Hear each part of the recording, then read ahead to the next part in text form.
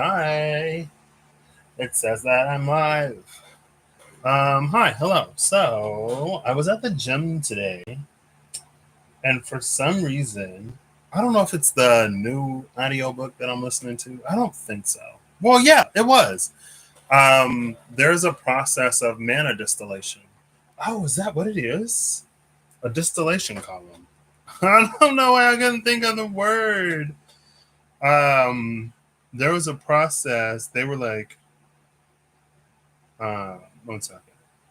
Distillation separation. Well, yeah, this here. No, that's not it. They were distilling mana, distilling and purifying mana, and it got me thinking of like distillation columns. Yes, this is it. Thank you. Goodness, I was like evaporation separation. It's a distillation column. You got your distill. I was like, yeah, with the reboiler and the condenser. Thank you. Ah, cool. Love it. Um, this is more. I mean, it kind of sort of is more complex. The general idea is the same. I thought about distillation and purification, distillation purification. So the reason why I went live before I fully figured this out is because I'm still figuring it out and I can talk it through with you. So this is the nature of pretty much everything I do here. By this point, you're probably used to it. I mean, you see 3 to 4 to 5 hour videos with seemingly one topic and not reading 12 different signs. So one can assume some things a certain inefficiency. I'm listening to another audiobook. Help me. The voices. So I know for the start, I want to look before and after temperance. I'm going to use pull before and after calcinatio, the great alchemical operation of fire, because you apply fire to basically evaporate things, right? And you depend on substances having different boiling points.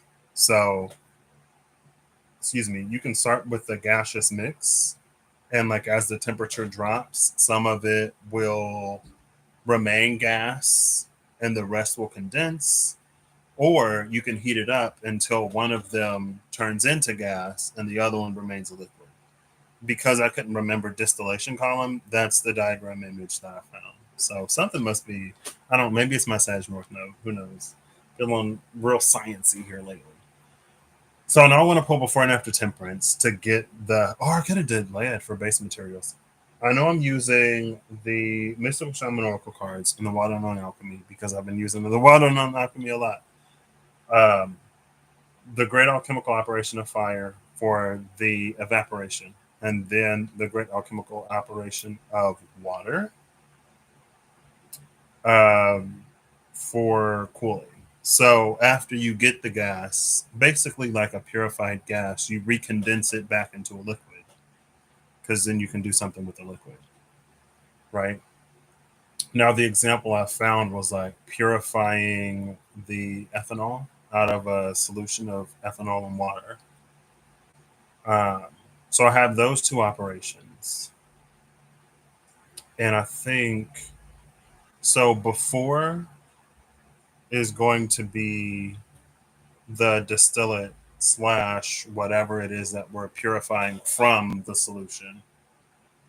And then after is going to be the solvent or whatever is left, right?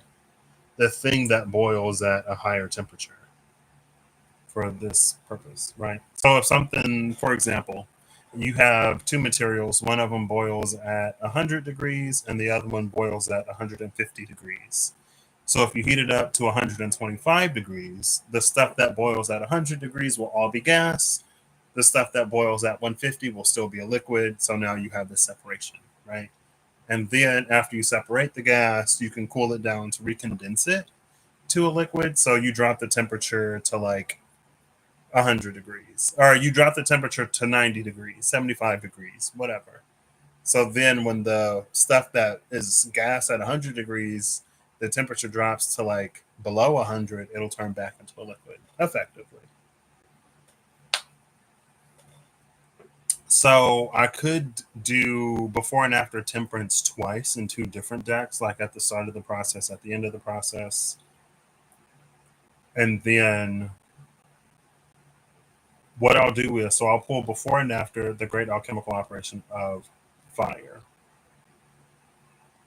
I want to use tie the numbers to the mystical shaman oracle cards. And I guess I can do, because the liquid is still liquid. So when I'll do fire. And then when I do the great alchemical operation of water for the cooling, because water soaks up a lot of heat, it has a high heat capacity. So it can take a lot of heat before the temperature of water changes, right? So if you're heating it up, it takes a lot of energy. I mean, a relatively high-ish amount of energy to like heat it up. And if you're using water to cool something down, it'll absorb a lot of energy before like the temperature drops. So it can pull out a lot of heat. Um, and so I'll just do before water because before is a purified thing. And then I'll do temperance again. Yeah. I don't know. I feel like, so yeah, last night I didn't have a breakthrough. I just feel like I've been on this year. It's been an interesting year. And last night it was like kind of hitting me. And I was gonna like talk about it, but then I wanted to do this, and I don't necessarily want this to or that to interfere with this. So I'll talk about it after maybe. It's just like I feel like within this past few days, especially within the past, basically since Aries season, in general, like that was the start of the process. But now there's like this energy of a disillusionment, but in a positive way. It's like, I mean, I needed time to come to terms with certain things within myself. And because I was finishing out old narratives, cycles, it's like, I don't want to say that the support hasn't been there because it has. Maybe I wasn't ready. But for some reason, this year, it's just like hit different. And so I needed to wrap up a few old thoughts, ways of being things. And now that that part's mostly concluded or concluding, there's like stuff that I'm seeing in like different ways. And I'm kind of like, on one hand, I'm like, I knew what I had to do within myself. But on the other hand, sometimes I'm like, I didn't see that. You know what I mean? And it's like, I don't know. It was this weird, because Mars wasn't even in Pisces. You know what I mean? But it was this weird, like, I would do something. Oh, and I would get a response, right? I would pose a question, a hypothesis, and I would get a response, but I wouldn't, the response would validate the hypothesis, but because I was still working to an acceptance within myself, it made, like, I interpreted a lot of stuff as like inconclusive, like results inconclusive, when it was like a clear positive or negative flag. And so now within the past few days, I'm like, I don't know, like seeing stuff. That's what I mean by like disillusion. And I'm like, I don't know. But you know, you just ask for life to be patient. Um, but yeah, so I don't know. And then even yesterday, like today is the start of maybe that's it too. I don't even know what year it is. Today is the start of a new year in the Mayan dream spell calendar. What's this year? So, oops. It looks like this is a red galactic serpent year. Oh, goodness. I harmonize in order to survive, modeling instinct. I seal the store of life force with the galactic tone of integrity. I am guided by the power of universal water. Kin 125. Harmonic 32. Spectral store. Remember elegance of liberation. Interest. Oh, wait, that's tomorrow. I need 726. 726. Wow. It's like the information you're about to send is not secure. What do you mean? Oh wait, that's seven. Oh girl, 725. Yeah, red galactic serpent can 125. But for some reason, when I scroll down,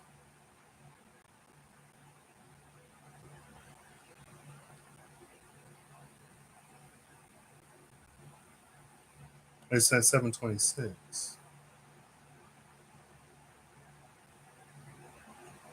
Oh, I still have to hit this. Okay, never mind. Never mind. I know. I wasn't even gonna do this. Oh wait, I wasn't gonna do it. Well, oh, there we go. So it's actually the yellow resonant seed year. Ken 124, harmonic 31, resonant input, informed flowering of attunement. Yellow resonant seed, I channel in order to target inspiring awareness. I seal the input of flowering with the resonant tone of attunement. I am guided by the power of intelligence. Mayan Dream Spell 2025, just to confirm.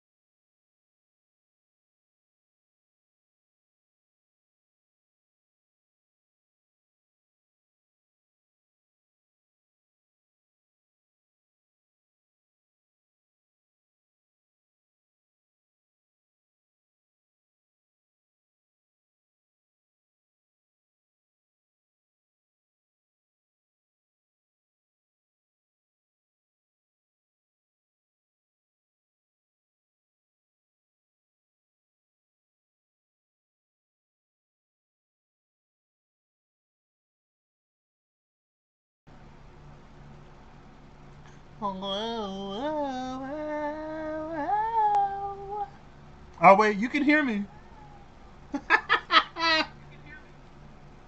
Okay. Okay, well, hey, hello.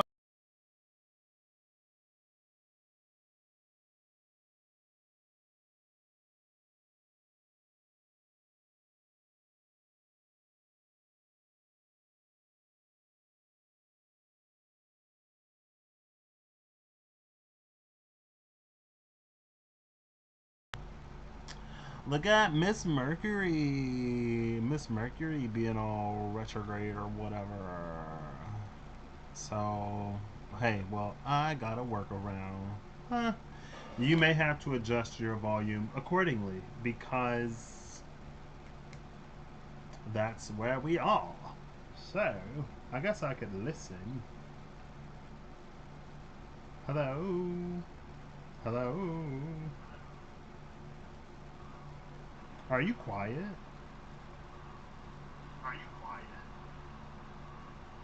It's. Oh, you can hear. Okay, alright. We don't need all the feedback.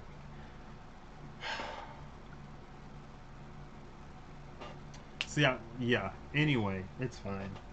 Two cards fell out, but maybe they don't matter because apparently we're having technical difficulties today.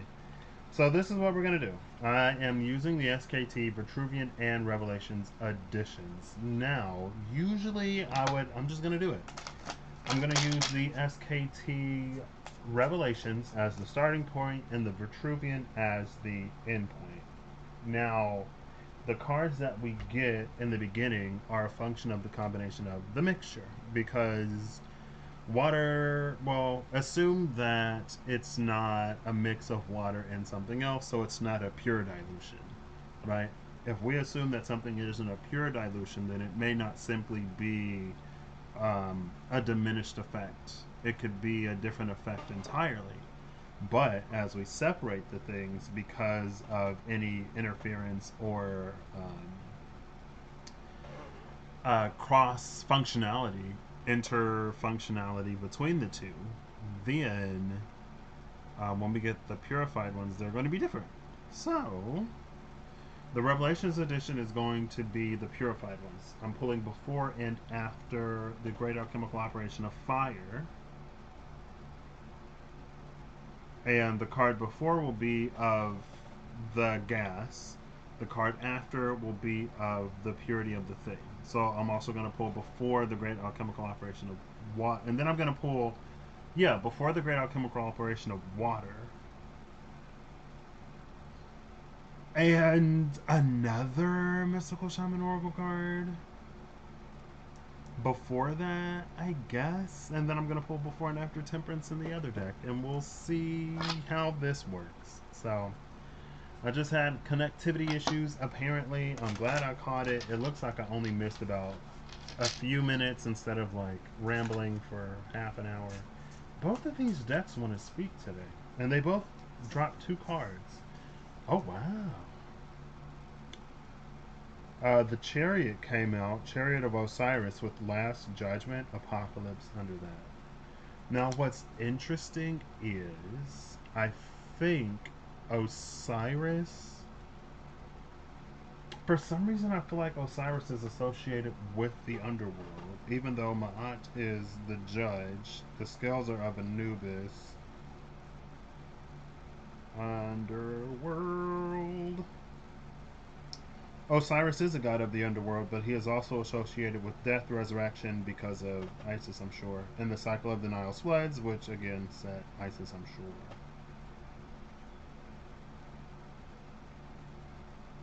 After he was murdered by Set, he becomes the ruler of the afterlife and the judge of the dead. Okay, there we go.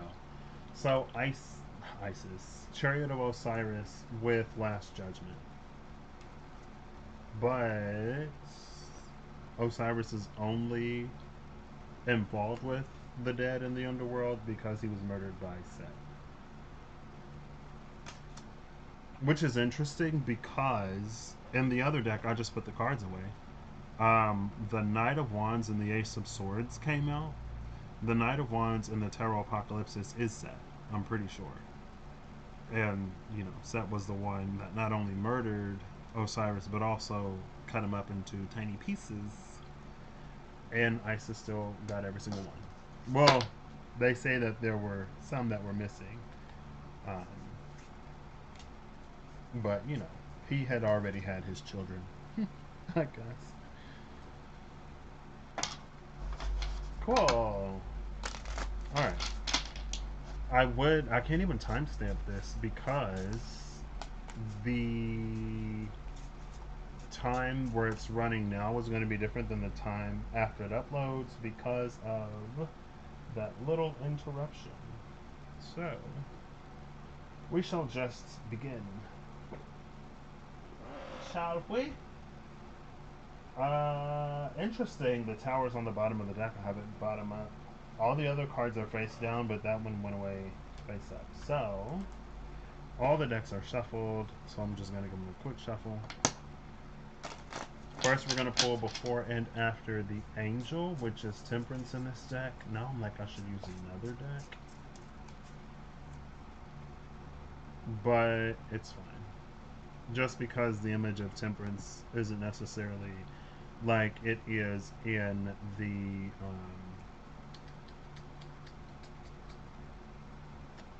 Astral Matrix Tarot. In the Astral Matrix Tarot, you actually see her pouring some stuff in a pot, and I think in a cauldron or whatever, doing her temperance thing. I think in the Tarot Apocalypsis, which is in storage, it has similar enough imagery where there's also like a pot involved. So maybe I should have got that out of storage. You know? I haven't gotten anything out of. I mean, I've gotten stuff out of storage, but I haven't gotten. Oh gosh, I haven't gotten. Oh, let's just do this. Yeah. Oh wait, no. Yeah, close enough. I haven't gotten any decks out. So, title card at the bottom of the deck. Well, why is this over so far? I guess I gotta hold it up with my right hand. Title card in the Corruptor. Title card in the Corruptor is kind of crazy because of some of the stuff that's kind of been coming out lately.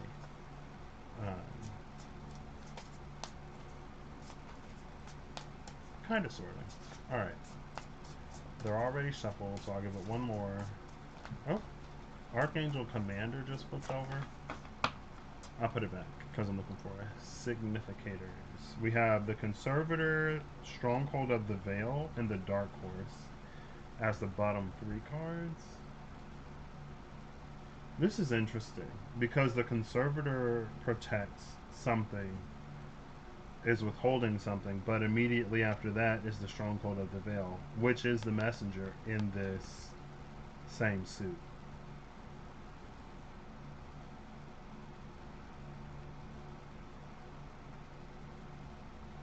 And then we have the Dark Horse.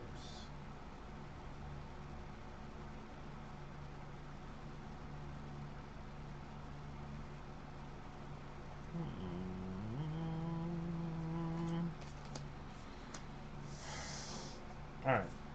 Looking for Temperance, the Angel.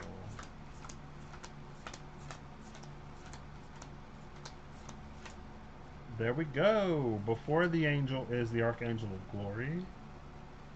Before the Archangel of Glory is the Bereaved, which features Isis in the motif of it, in the imagery of it. Which is interesting because, again, we just saw. And before that is the Demon, which we could take to be set. And even if we didn't take it, there's the Shining Flame, which is that Knight of Wands that I was saying is set in Tarot Apocalypses. So both of those before the Bereaved, the Heartbreak of Isis, and we saw the Chariot of Osiris, right? Now what's interesting is before this is Justice, the Chancellor, and the Seven of Swords. And the Lovers is before that. There are some things that, to say that they must be is, if nothing else, insensitive. I guess it gives the energy of fated events, right? Things that just have to happen because of the trajectory that they set a person on. right? So in that one episode of that one Marvel show, it was Doctor Strange who suffered a loss, right? And in all of the power that he gained, he could never undo it because without that loss, he would have never embarked on his path of like making himself or trying to make himself whole again. And he needed to be whole in order to stop Dormammu, who was I don't need, I've never seen the actual Doctor Strange movie. I've only saw that episode of What If, right? So, but he has to defeat some great and powerful evil, and like again, like if he didn't have that loss, he would never go on the path that would set him up to do that. And it was more important for the world to be saved than it was for him to not lose whatever it was that he had lost. It was like there was a greater sort of purpose and reason. And because the implication was that Osiris only became associated with the underworld and only became the judge because he himself was killed by Set, then it's like, well, if Set didn't do that, then who else would have been the judge? Who else would like govern the dead? And maybe you'd say Anubis if you know what Anubis does. I don't. But it also speaks to like plays behind plays, right? Like I'm sure. Well, I would say I'm sure. I don't know.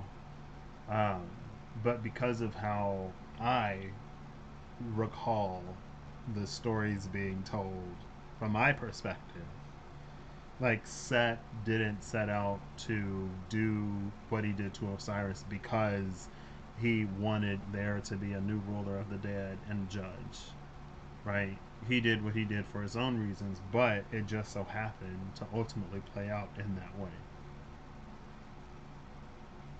So you could say we're all cogs in a certain machine.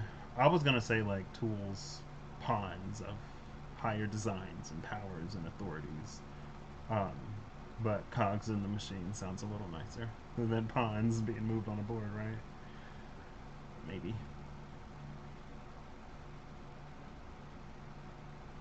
Angel of Art and Grace before and the Tower after, which is interesting because again, all the other decks I put face down.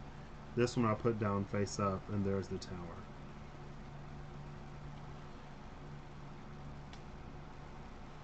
In the Tower, there's the Axe of Shiva that removes corruption, and the Trishula of Shiva at the top of the card as well.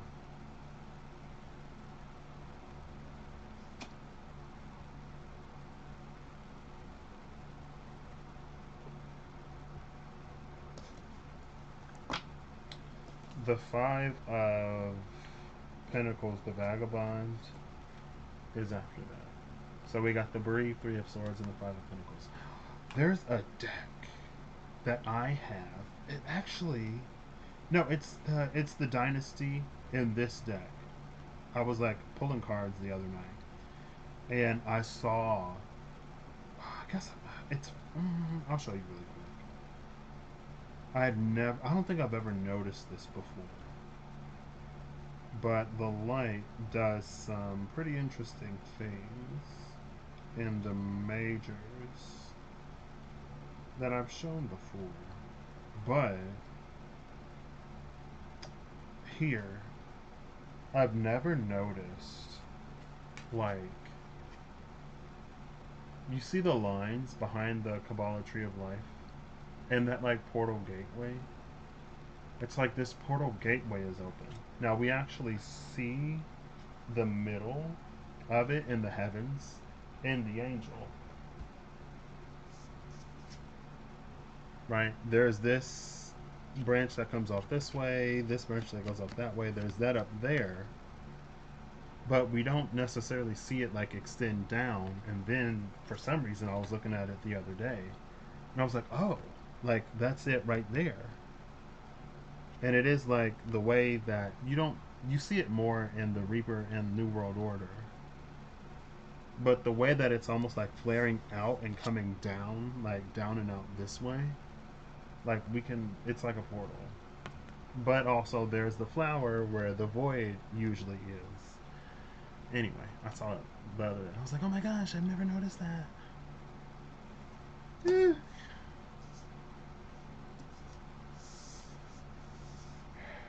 So we have the Archangel of Glory and the Tower,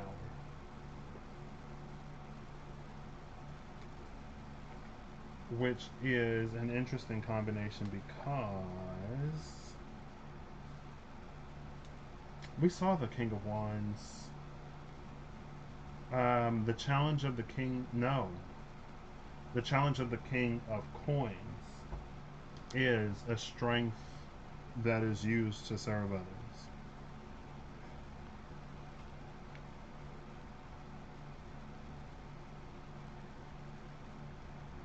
One second.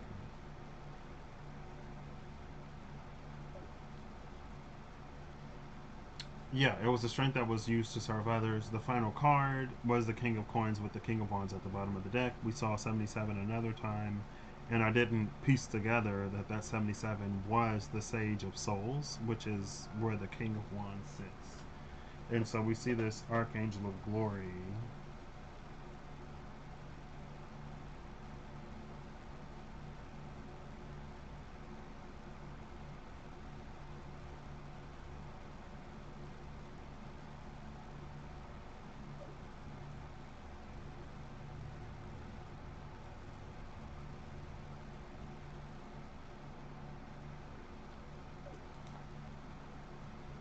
Here, which is the King of Wands.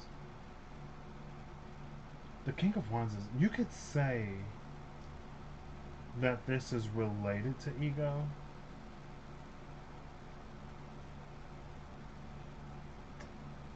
We saw the tower last. It's fine. Let's just keep pulling.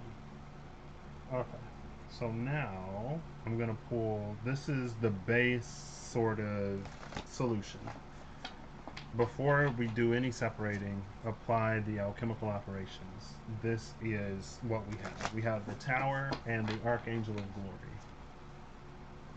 The tower and the Archangel of Glory, especially with the Trishula and Acts of Shiva, with the connotation of removing corruption, seems.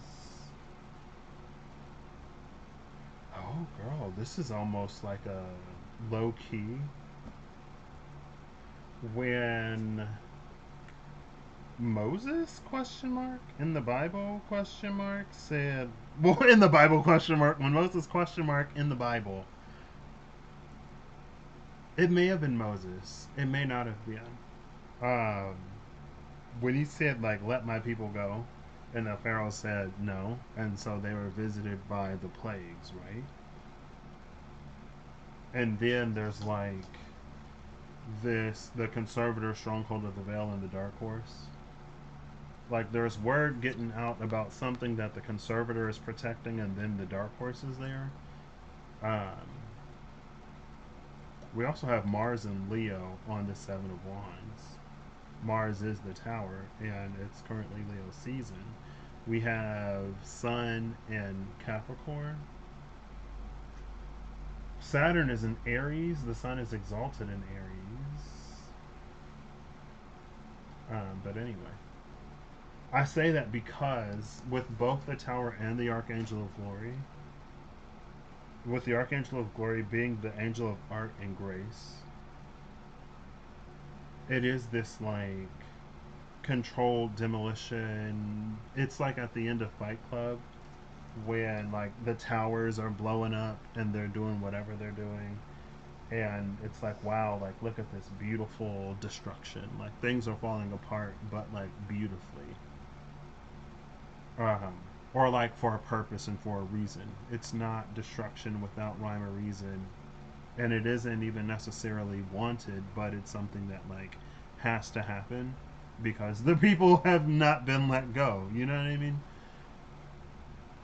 Things escalated to a point where the divine got involved and stepped in some way, and who are we mortals but collateral. You know, sometimes it is kind of sort of that energy, but also the tower is the material and the spiritual colliding. And we did see, so it's, with the 10 of pentacles, that is that Kabbalah tree of life. um, Last time the tree of life came out in the mystical shaman oracle cards, um, of course, like, it led me to the tree of the knowledge of good and evil and the AI overview, which, as with the grain of salt that I take it with, but in the way that it applied, and like, whatever. The thing was, man became the judge of good and evil.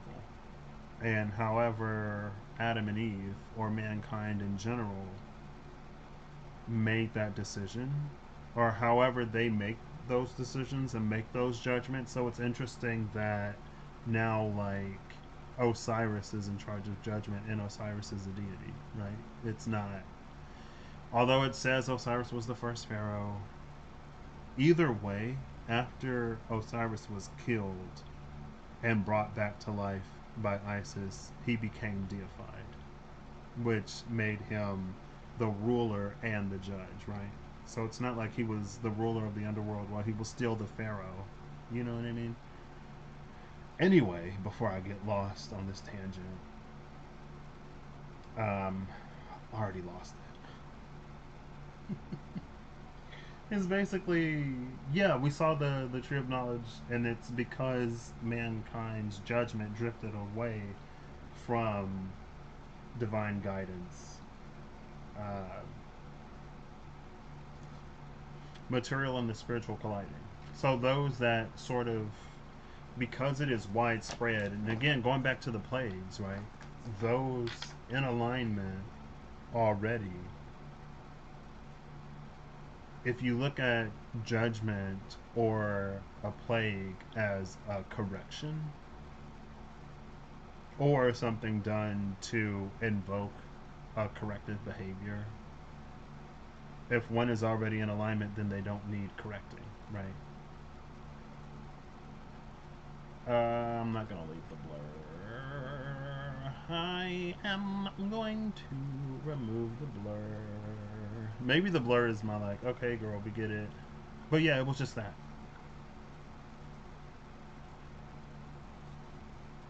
And there's a volcano going off in the back, which is interesting because there's anime that I am watching, and there was a volcano that just erupted. And with that volcano that erupted, there was a certain. This is so interesting because there was a prophecy associated with the volcano and eruptions. The volcano erupting. It was interpreted in a way that caused people to sacrifice humans for countless years. And I say countless because it's not clear how long. Like, it seemed like hundreds of years, but anyway, for countless years they were making sacrifices, to human sacrifices, to appease the great dragon, snake, whatever. Which is interesting because there's like, there are so many little, like, whatevers. But it's interesting because the energy came out recently of, like, the sacrifices that people make to gods through, like, the audiobook I was listening to. The sacrifices that people make because they think that's what the gods want, versus the sacrifices that the gods, like, actually want, or the things that actually, like, appease the gods. Like, even if it's fine, we don't have to go there. Take it if it resonates as it resonates, and if you can see whatever, use your discernment. I'm not going there, not today.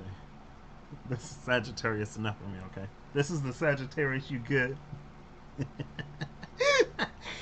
um, but yeah, because that did come out recently, though. Like, there are the sacrifices that we make to the gods that they may not even necessarily want, right? But because of tradition and the interpretation of prophecy and what becomes the status quo, we keep doing whatever. But the main character, one of the main characters, was like, basically, like, y'all interpreted this wrong. First of all, that thing that y'all have been feeding people to, it ain't even what y'all think it is. And then the way that they switched it up real quick, y'all went from worshiping and venerating this thing to now worshiping and venerating this other thing, and y'all are going to continue the. I mean, of course, they're going to continue the human sacrifices because they were the ones making the sacrifices. And it actually.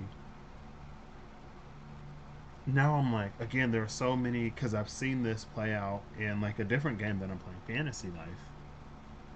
Kind of, sort of, basically the same thing. People making sacrifices that. Anyway, the alignment. What is this?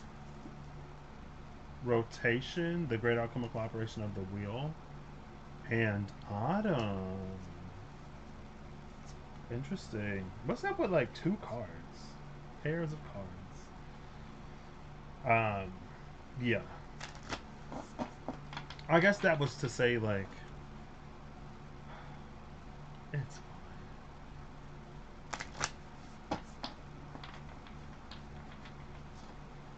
the great alchemical operation of fire, so we can purify. Oh yeah, this is about purifying and separation, right? So if we can remove the corruption that need be purged, then the tower doesn't have to fall. And the angel of art and grace, the archangel of glory, can just like, you know, keep doing whatever it's doing. It's like, I'm good. Thanks. Oh, this purge, I can handle this. I don't need major tower moments. I don't need things to get real bad. Girl, this, I am aware. I see it. I will handle it. I'll do it. I will do what I need to do. I don't need for what I'm building to start shaking and falling apart. I see the lesson. I'm gonna learn it and I'm gonna integrate. Thank you. Okay. Because we, as much as I used to love chasing towers back in the day, I'm done. That phase of my journey is over. I'm looking for like stability now, right? So if I gotta trim the fat or re-approach whatever, I'd rather do that. All right. Look, Ash at the bottom of the deck with the golden rose and the great work. Interesting. What's interesting about this is, though, because of the order of the cards, the great work begins after this golden rose is cultivated.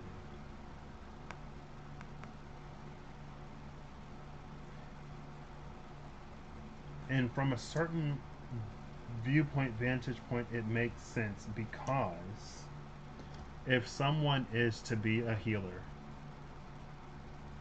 right, then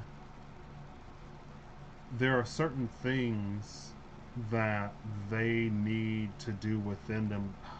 That's not necessarily the best example. Um, let's say that someone is a certain type of healer. They specialize, excuse me, in the healing or the navigation of a certain topic, right? And so it's like it's not until they make it through that themselves that they get that personal experience, that they get an idea of what might actually work versus what like hypothetically works or what a standard approach is. And the standard approach could have like wildly varying efficacy depending on who is taking the treatment, right? It responds, but like when you take a one size fits all approach to something like teaching, for example, like for the people that align with that, they respond very well, and maybe they like their path to healing, being educated, knowledge, intelligence gathering, knowledgeableness is like shorter because they align with the way that things are being taught. But for the people that learn in different ways, or who could benefit from a different modality, or who don't respond to a specific treatment the same way, they're going to have limited results, right? So it's like it's not until the healer heals themselves or goes through their process with the great rose, they go from ash to the great rose, that their work actually begins. Because now that they've done it and gone through it, they can better help others, right? I'm looking before and after Calcanatio, the great alchemical operation of fire.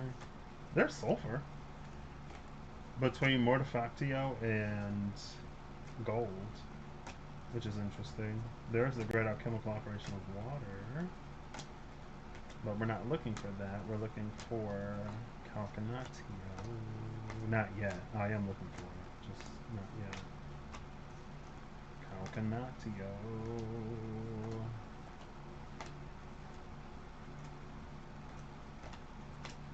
What mentioned universal waters? I don't even know how much of that is still on here because I finished reading and then I looked up and it was gone. This is like really close to the top of the deck. Like, here's the top of the. Like, these are all the cards from the bottom that I had to pass. This is like what's left. Right? Which means it's like close to the conscious mind. Which is great, right? This is something that like we know we need to do. Which is cool. Now maybe you can better compare. Well, that doesn't happen. Here's that. We did all of this. So before we have Mystical Sister, Sora Mystica, number 50. Calcanatio 64, the great alchemical operation of fire. And then we have Wise Salt, number 28, with the sigil of salt, which is corresponds with Earth. We have the oil of vitriol and quicksilver. Mercury is retrograde right now, so there's that. With the moon and Hyosgamos behind these. Now we've seen the oil of vitriol recently, as a potential source of frustration, and I'm pretty sure that was for the Saturn retrograde one. Because Saturn came out with a pivot, and it was that energy of like with rotatio, and we saw rotatio, the great alchemical operation of the wheel. It was like if we don't pivot, then we can run into some frustrations, right? This was before, this is after. What I love about Wise Salt being after is because when I was originally thinking of this, I was going to use Sublimatio, right?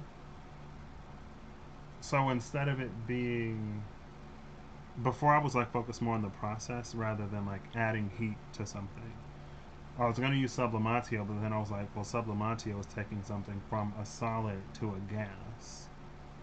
And then I was like, well, like, I was just thinking to myself, like, what would you separate out of something else by using sublimation? And I was like, well, like, if you have like some kind of crystal with water trapped inside of it, maybe you can heat it up so that like the water is released, turns into gas, sublimates, and then just like the solid is left.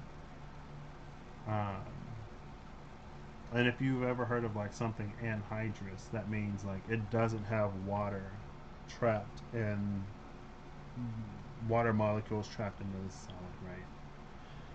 Because sometimes if like something is exposed to the environment, it may just naturally soak up like water in the air, water vapor, right? But if it's really important that something doesn't have water, because if like I think magnesium is like super reactive with water.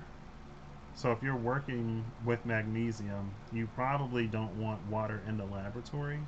And even if you're using another like solid or whatever, you want to make sure that like there's not water trapped in the solid, that it like absorbed water, because depending on how reactive it is, even trace amounts of water can be like deadly. And because it's a solid, like you wouldn't even expect it, right? But I ended up obviously not doing that. But because again, the card after is more reflective of the purified substance, to have wise salt left, it's like, let's say you had like a salt water solution, right? And so you're separating water from salt, and so you apply heat, the water boils out, the salt is what is left. And so for salt to be left, I'm like, okay, cool. I don't know if that explained anything or if I just did a bunch of talking. But. So what I'm going to do now is, because the before is one thing and the after is the other, I'm going to take the card before number 50 and the card after number 28 and the Mystical Shaman Oracle cards. Also, because this is like gas, right? That we are forming, to have the mystical sister with that corresponds to basically the gaseous phase of something is interesting, or like on brand. And we did just see smoke, and how, well, was that the last life? Around there, I'm pretty sure it was the last life, with the etheric saturation or energetic oversaturation or whatever, right? And I'm pretty sure it was in that one. Yeah, because corn sweat. Yep, it was a sweat lodge. Where it's like, with some things like incense, it's believed that if, the smoke, it's believed that the smoke travels up to the heavens, and that's where the ancestors or deities, God, can like, where they receive sort of the message, right? And so to have the mystical sister here on the smoke that is the gaseous form of the purified, the thing that we want to separate from the mess, I'm like, okay, that's pretty cool. Again, usually you have a condensate that's left. We have Y salt in the condensate. For the gas that's formed, we have the mystical sister, which is a moth that is like flying, right?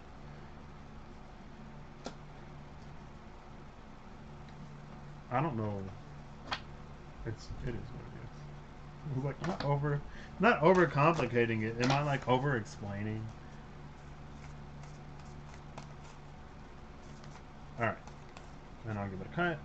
Before 50, after 28, we have the standstill, number 52, the time master, number 57, and the rattle. The standstill, the time master, and the rattle. Here on the time master, you can see that, which is like the thing. That's what the hummingbird reminded me of. We actually saw the rattle last time. I forget what it was with, but I know that was like the plan to shake things up. He had a plan to shake things up.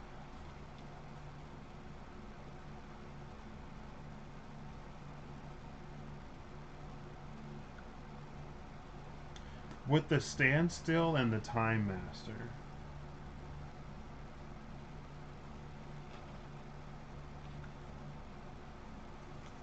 there is. I haven't been in school for quite a few years now, and I haven't been in a class like this in a few more. Well, technically, kind of, sort of. Regard, I've been out of school for a few years now, so how I'm recalling it, and because of I'm the one pulling the cards, I have my recall to depend and rely on. I have to trust that the divine is giving me recall, giving me something that I can recall in a way that is useful, right? So if you had a pure substance like pure water that you are boiling, the more heat, when you reach a boiling point, let's say it's what, 100 degrees Celsius, right? When you reach 100 degrees Celsius, the temperature of the water stops rising because now that heat that you're applying is being used to transfer liquid water to gaseous water, right? And then after all of the liquid water is gas, or until like a sufficiently balanced or proportional, I don't know if we're talking about partial pressures, atmospheric, girl, until a sufficient amount is gas, then the gas will start to heat up and now the temperature will start to rise again. But it's only after as much gas that will evaporate has evaporated. But since this is a solution,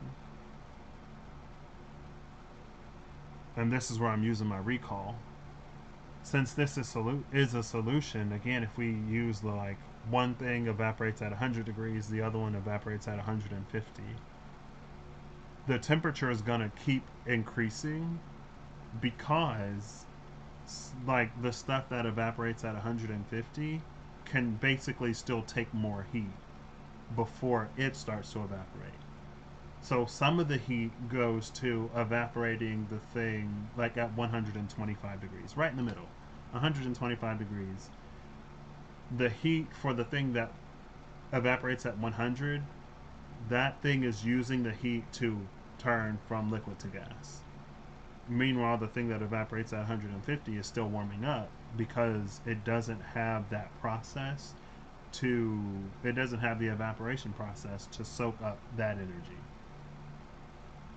But it's like, so with the time master and the standstill, it's like you don't want the temperature, the overall temperature of the solution to exceed 150 or to exceed 149, because at 150 the second thing will start to evaporate too, which if you don't have like an extra step to separate the gases from one another, you basically have the same problem, right? So now, instead of using this property to push one thing into the gas phase while the other remains in the liquid, and then condensing the gas because it's purified, if they're both gas, now you have to separate this gas from the other gas. So the time master and the standstill represents this like sort of in between 100 and 150, where it's hot enough to evaporate what you want, but not so hot that it'll evaporate what you don't want. Because otherwise, you're going to be in the same situation, right? So now we can kind of look to the Archangel of Glory, King of Wands in the Tower as like a potential series of escalations, right? So, like, let's say we don't know. We don't even have to assume that we don't know. Let's say that in the course of our experiment, the temperature rises to 200 degrees, right? So we had this lesson here that would teach us to separate, purify one thing from another. If we stay in that sweet spot, we can learn our lesson, ascend, right? Air, the steam rises out of the solution, and then we leave the baggage sort of like behind. And then, since most things operate at like liquid or at least solid, or like because gas is harder to contain and work with, you turn it back into a liquid, but when you turn it back into a liquid, the gas is already purified. So you get these two separate purified liquids at the end of the process. That's how a standard process should go. But if it gets too hot and the temperature rises above 150, like now let's say we're at 200, both of them are boiling, both of them are in the gas form. So now there has to be this second separate operation to separate gas A from gas B. I should have said A and B a long time ago.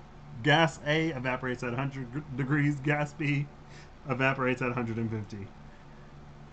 If you go above 150, now you have to separate gas A from gas B rather than having A as a gas and B as a liquid. And so it's like it's this escalation of a tower, basically. But we essentially make things harder for ourselves because you could argue it's easier to separate like a liquid mixture, or it's easier to apply that process to separate a gas from a liquid than it is to separate two gases.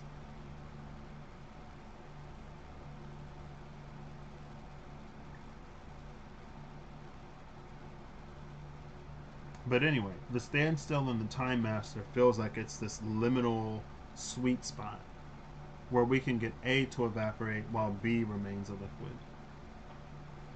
Now the rattle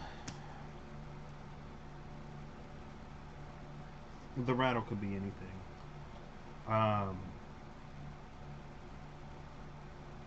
the rattle could symbolize the process, right? Because you shake a rattle. Now, either in the shaking of something, that could be like a vibrational frequency where, like, you shake the dirt off of something, right? Um, or it could have been something else, but I already forgot. It's like symbolic of either it's symbolic of the process or it's something that the time master could employ if things kind of sort of go awry, which could be the step after the tower, essentially. Right? If you get two gases, now something has to be done. Or, since the time master is the time master, the rattle could be an instrument that is used to like rewind time, right? So, like, let's say it got too hot and too much of B started to evaporate with A, and the gases are mixing.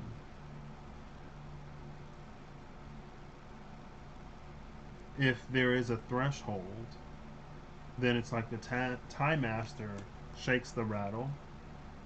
You go back in time a few seconds or however long, and you have another attempt to better maintain the heat.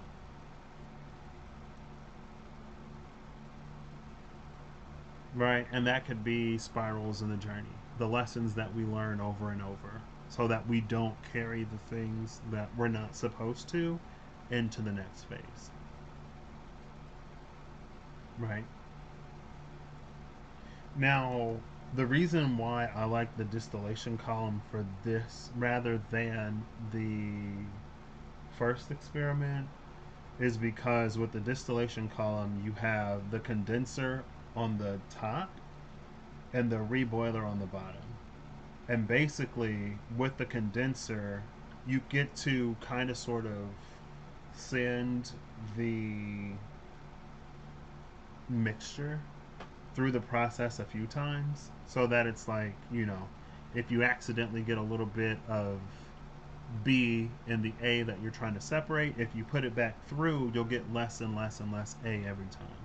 Or you'll get less and less and less B every time, and A will be closer to pure. Oof. Girl. I need to hurry up. Then we have the Rainmaker, which is interesting because we want to turn it back into water after it's purified, right? Who am I looking for? I'm looking for numbers. I'm looking for 50 and 28. Okay. I thought I was looking for fire for a second. which I guess I could have did that instead. So after 28, which is the Jaguar, is the Earthkeeper, number 18. It's interesting that the Earthkeeper is the card here because our significator was white salt.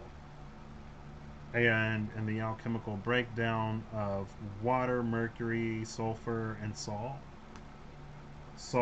is earth. And then we have the Earth Keeper. And again, this is like not necessarily the condensate. Is it the condensate? If we were looking at a solid, this is what would have remained, which is ash. Oh my gosh, I didn't even. Well, kind of, sort of. I didn't think about that when I saw ash. But it's the thing that remains. Also, Earthkeeper is giving that four of Earth, the Conservator, the Protector.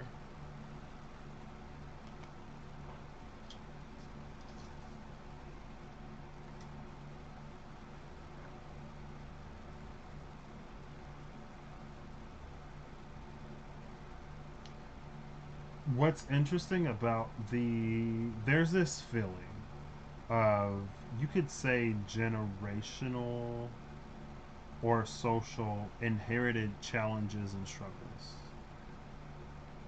Not necessarily those earthen forces, but it's like things that we pick up just being alive, right? Some things we pick up that are like hereditary because of the families that we're born into. Some things are like localized, so it could be like a city, a town, a state, a nation. Um, and it's like in our journey of whatever, healing, becoming our authentic selves, there are some things that we pick up that don't belong to us, right? The things of B that remain liquid as the A is purified. It's almost like with the Earth Keeper, the things that we leave behind are almost recycled. So let's say that there are things that we as humans have been dealing with for centuries, if not millennia, right? It doesn't matter how life changes or how technology evolves, is or isn't present, has or has not been, will be, or never has been. There are certain things that, because we're human, we struggle with. But we reach a point where we don't necessarily anymore, right? So it's like when we outgrow. Oh, goodness. Oh, no, no, no. It's fine. The sweat lodge is there. Oh, look, the sweat lodge. The things that remain in the sweat lodge, the earth like reabsorbs to give to the next person born or the next generation or whatever, right? Now, depending on how humanity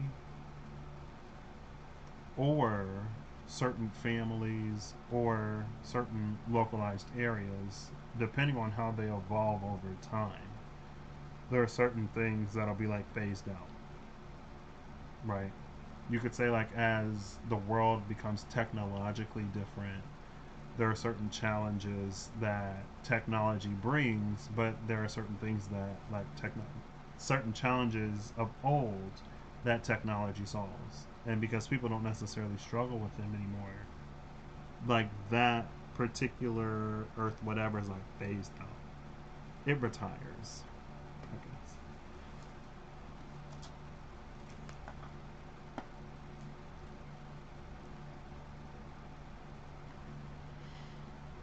Now I'm looking before number 50.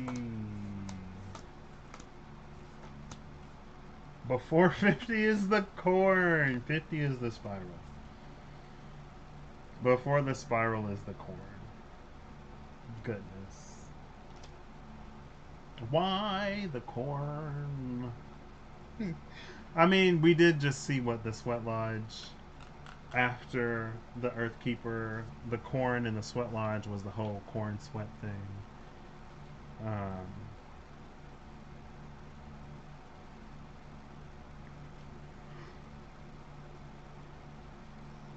excuse me.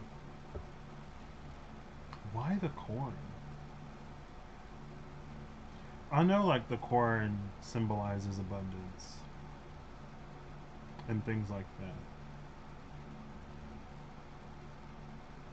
I mean,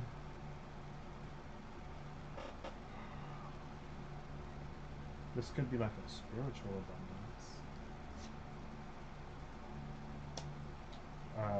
Is that the word I wanted? Spiritual abundance? Sure.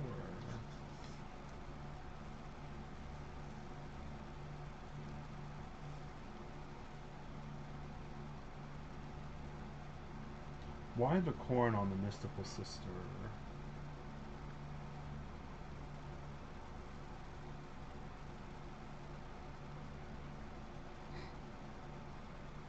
Oh no.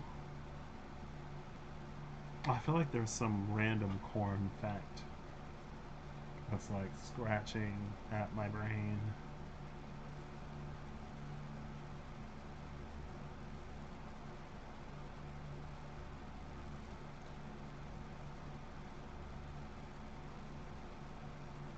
See, the thing about the corn, to me, is that it implies something that's more reflective of the environment. And I guess this could be about the environment. I just assumed that it would be something more personal. But the mystical sister is here.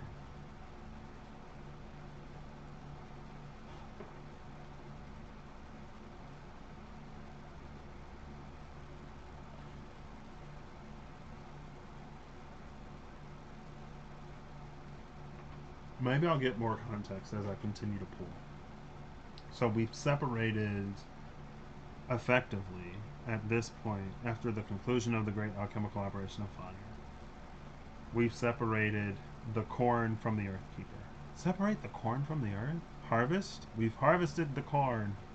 And August, or autumn did come out with some card.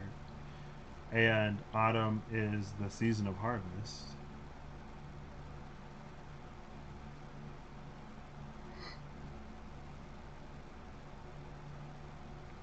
What is.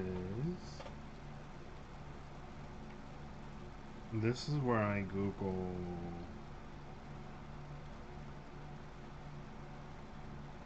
spiritual aspects of corn or maize.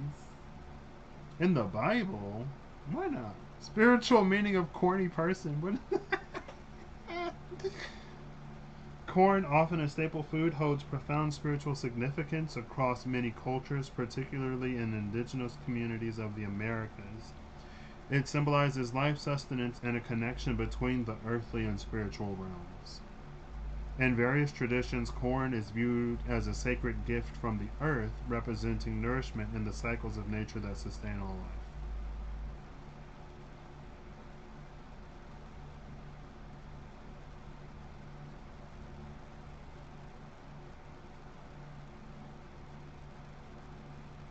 Not resurrection and new life. Oh, Mayan! Humans are believed to have been created from corn, highlighting its central role in their creation story in the Mayan, since it's a new dream spell calendar. New dream spell year, not a new calendar. The connection between the earthly and spiritual realms is obviously stand out and the most interesting because, again, with the smoke rising into the heavens, connecting us or our wishes and desires to the realm of the divine and the ancestors, with the Sora Mystica sort of symbolizing that, to have this symbolize a connection between the earthly and the divine, I'm like, okay, yeah.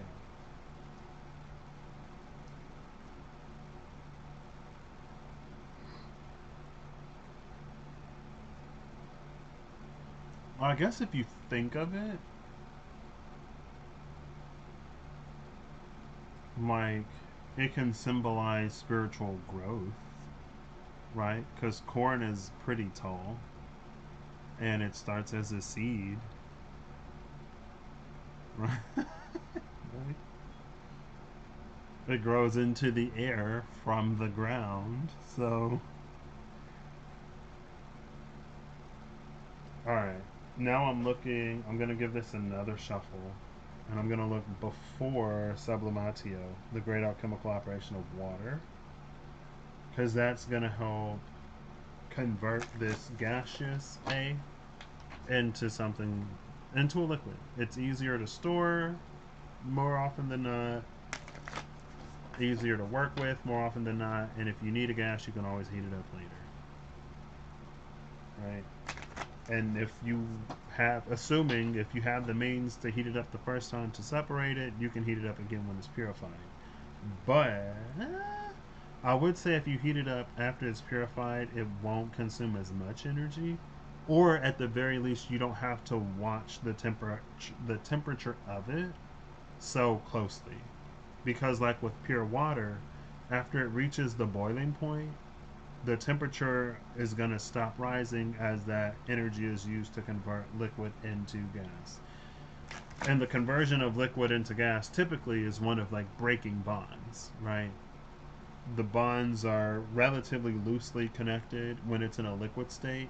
The energy used break those bonds, and so that's when you get like the gas that like forms. It's like freed of its liquid prison, which is a lot more roomy than a solid prison. So, again, typically, water is interesting in that solid liquid water usually has a higher volume than solid water because it spreads out. But when it's a solid, it kind of like locks in place. But it's less dense, so it floats. Don't like don't don't get your science from Patrick again. This is recall. I am the vessel, and my recall is being used. Unus mundus, synchronicity. Excuse me. Now we have coagulatio, resin, and the great work. The great work is the third card again.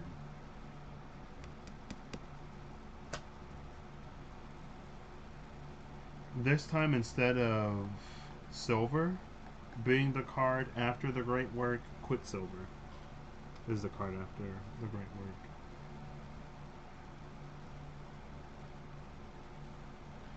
This reads like legacy because coagulation is like something coming together, right? And then resin applies something that is used to preserve something. And then we have the great work. So, unless someone's great work is one of preservation, this is a preservation of a great work, which can read like legacy. Because we have the corn here, and we talked about certain things of Earth being phased out, maybe that's because of legacies, right? It's because, like, the things that we no longer struggle with on Earth, and it can be things that we don't even know, right? Because we don't know. Just because we don't know. For whatever reason, we don't know, we don't know.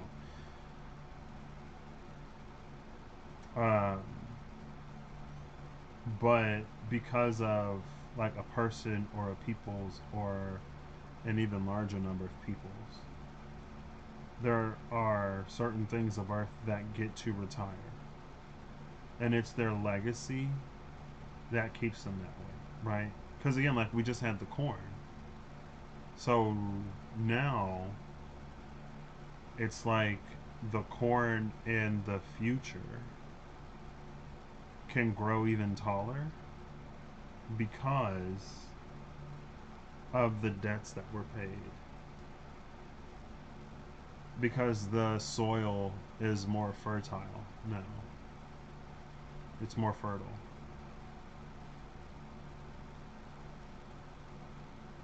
Interesting. And it's like when there aren't things that we have to struggle with, life inherently should get easier.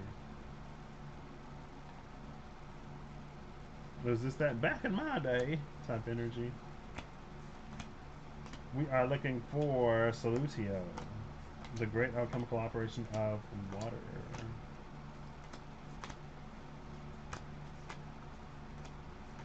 And we're looking before Solutio.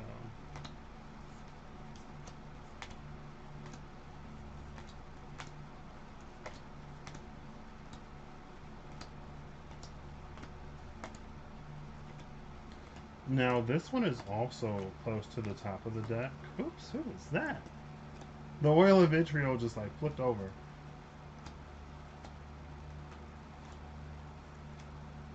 Of course. It's Venus. Venus and then dissolution. Solutio, the great alchemical operation of water. After water is gold. See, we see gold lurking behind the scenes yet again. And before Venus is the golden rose. So we have the golden rose, Venus, dissolution, and gold.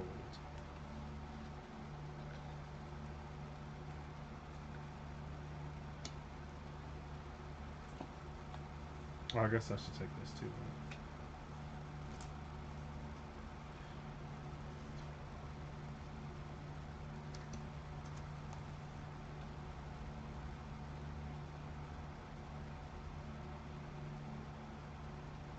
Venus and copper have been coming out a lot, which I love. Also, this is that whole like love is the whatever, right? Purified A is Venus. Makes sense. Free of all the weird earth stuff. Now it's interesting what would classify as weird earth stuff, I guess. So now I'm going to give this another shuffle. I'm pulling before and after. Oh no, just before. Before number 4.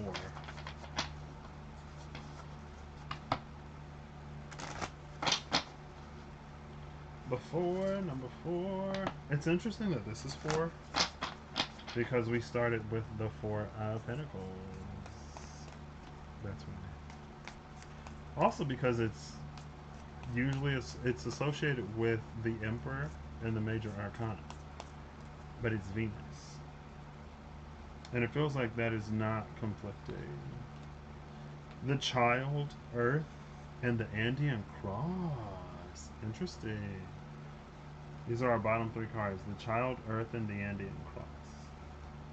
The Luminous Warrior is behind that Andean Cross.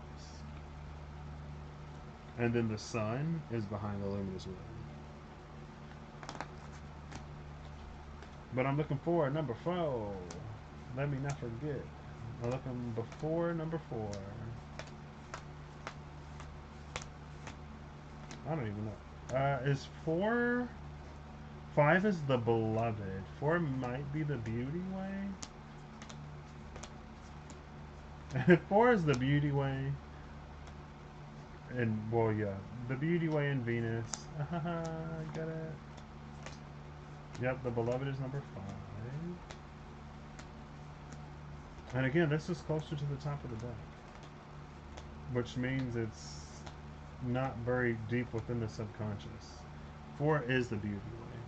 The card that came out before it is the Seer, number 45. Before the Seer is the Crow. And before the Crow is the Owl. Before the Owl is the Eagle. Okay, and before the Eagle is the Coyote.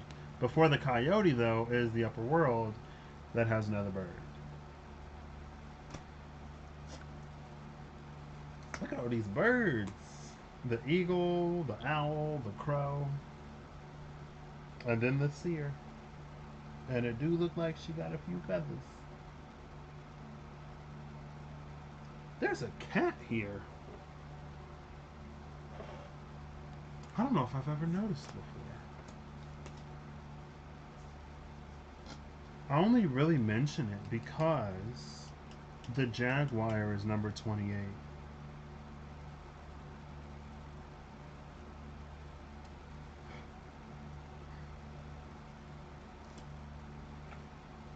The hummingbird is after Beauty Way, which is another bird.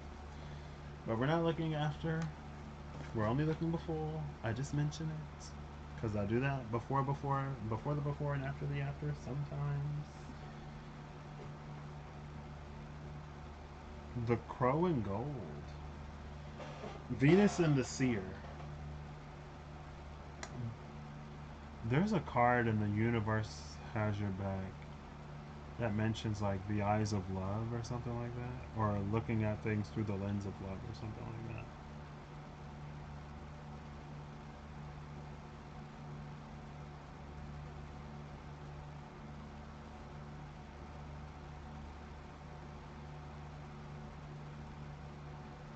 What's interesting though is it is, but it isn't. But it is, but it's not. And maybe that's why the corn is here, which is again, it's growing. Oh, the corn is connected to the realm of spirituality, and then like literally here's the seer with the crow, the owl, and the eagle, all associated with spirituality in one way or another. The crow in its mysticism, the owl in its insight and wisdom, and then the eagle as the divine messenger. You could say, in a way, maybe, that the owl is like a night eagle, and the eagle is a day owl. Now, again, they each have their own domains, right? Owls usually more associated with wisdom. Eagles usually more associated with like power. But I'm sure the eagle has some wisdom in it, and the owl definitely has some kind of power.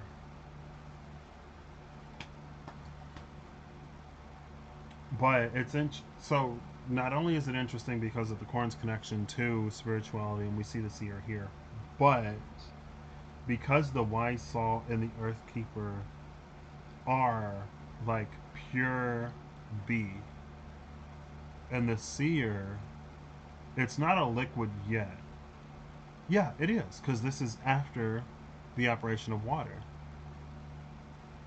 So pure A is the seer, pure B is the earth keeper. Now the seer and the earth keeper as like titles can fulfill like the roles that they would fulfill, I'm sure have significant overlap. One of them, but like they each have their different focuses, right? What's interesting to me is that basically the seer doesn't come until all of these earthly attachments have been removed.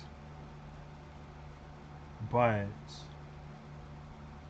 it is, but it isn't. It's not because like we expect for the seer to see beyond earthly limitations and earthly circumstances to communicate with the divine. Like it feels like that's something that we understand of the seer or of the seer's capabilities, but because we are human, it feels like we could easily confound it with a bunch of earthly stuff, right? But like I want to preface this by saying like nobody's perfect, and I don't personally believe that a one size fits all perfection is what we're necessarily striving for. But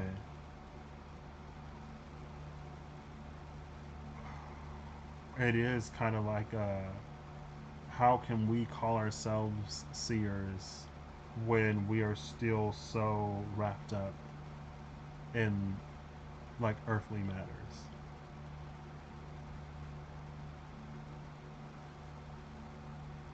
Like there's a clear separation of these two. The purity of distilled A is like the seer. The purity of distilled B is the earth keeper.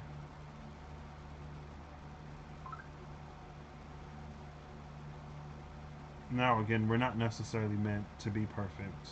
and we will never necessarily be perfect. It's also interesting because we have the mystical sister, right? So we go from the mystical sister with the corn to Venus, which is the seer. Mystical sister, the seer, you know.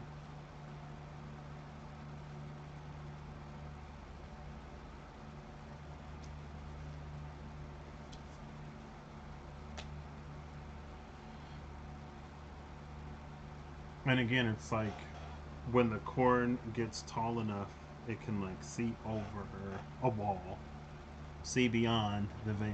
Then you get seer energy. Um, now I'm gonna pull before and after temperance again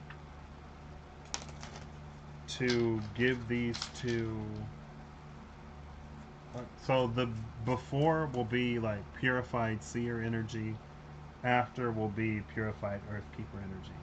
Seeing these cards, like with these being reflective of like the purified version, one being wise salt in the earthkeeper, the other being Venus in the seer, there's no wonder that mixing these two things together produced a tower, first of all, but produced the Archangel of Glory, which is the angel of art and grace, with that tower, material and spiritual colliding.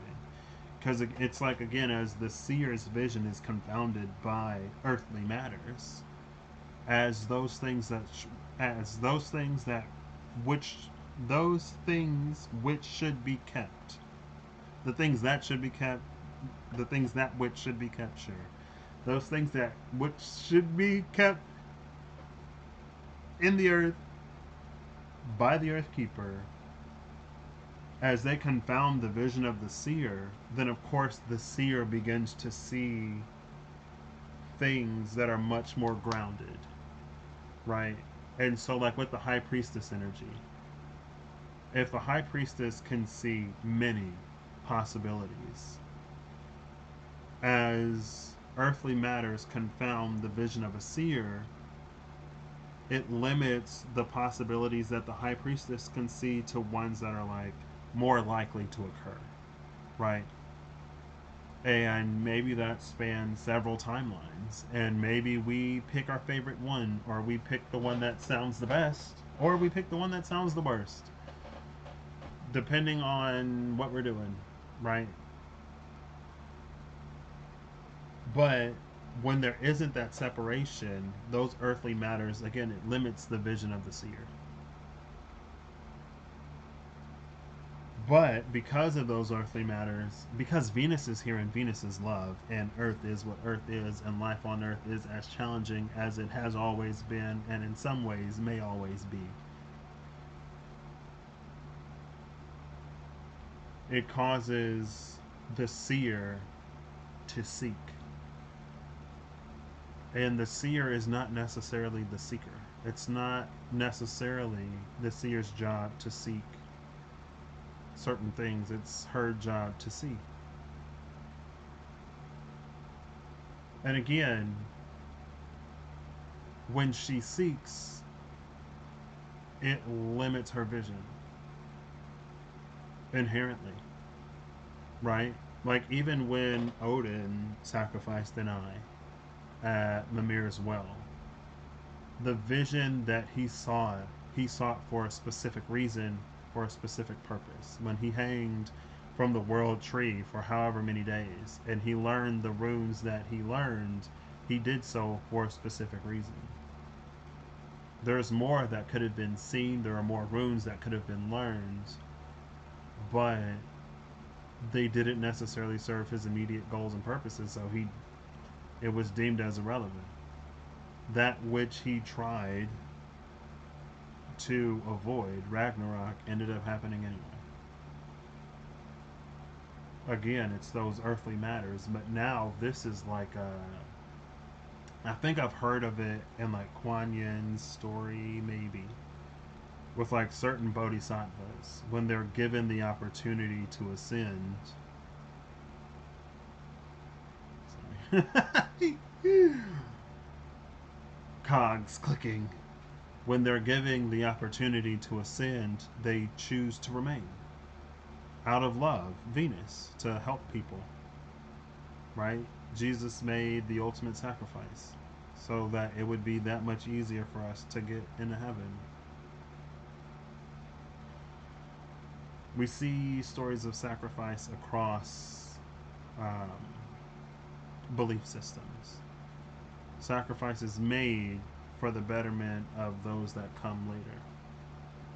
And again, with the corn, or with the resin and the great work legacies that people leave behind to make life easier or better on Earth for other people.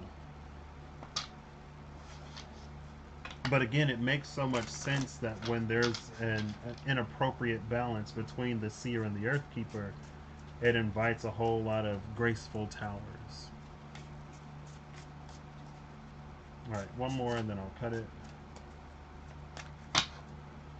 We have the Eminence, which I'm pretty sure. Oh, I'm pretty sure the Eminence was behind the other card on the other side of whatever this of the tower. But I put the stack before on top of the stack under. Anyway, the Eminence, Nine of Pentacles, the Captor, Eight of Swords, and the Necromancer. In this Necromancer, we see Anubis and the scales of Anubis and like the flog or flagellate thing and the cane of Anubis. Anubis has his tools and his scale. Again, it's interesting because Osiris, Chariot of Osiris, is another judge. We have the lunar eclipse in this Eight of Swords card. Also, number 18. Is the Earth Keeper number 18? Yeah, the Earth Keeper is number 18. The Earth Keeper and this Necromancer. Oh, the Scales of Anubis. Is your heart lighter than a feather? Oh, I don't think I finished saying it. So, with the whole like Bodhisattva thing, um, if this were a piece of media that I was consuming, even with Avatar: The Last Airbender, the first time Aang met the Guru, I can almost remember his name. Um, and he walked through the chakras when he got to the crown chakra and he was asked to surrender all of his earthly attachments. Like, this is that kind of energy. And if this were something else, again, it's that point in one's ascension where they leave their humanity behind, or they leave all of their earthly attachments behind. And it is a challenge in and of itself. You could say a challenge. It can be a challenge in and of itself to make that decision to leave all of the earthly matters to the Earth Keeper, or it can be a choice that births a new being, right? Like, you could choose to not completely abandon your earthly ties, but still ascend into something that like assists, right? If we apply this, one way of applying this is, like, let's say that there is family, friends, a community, connections to a past life, like to the past within one's current incarnation and life.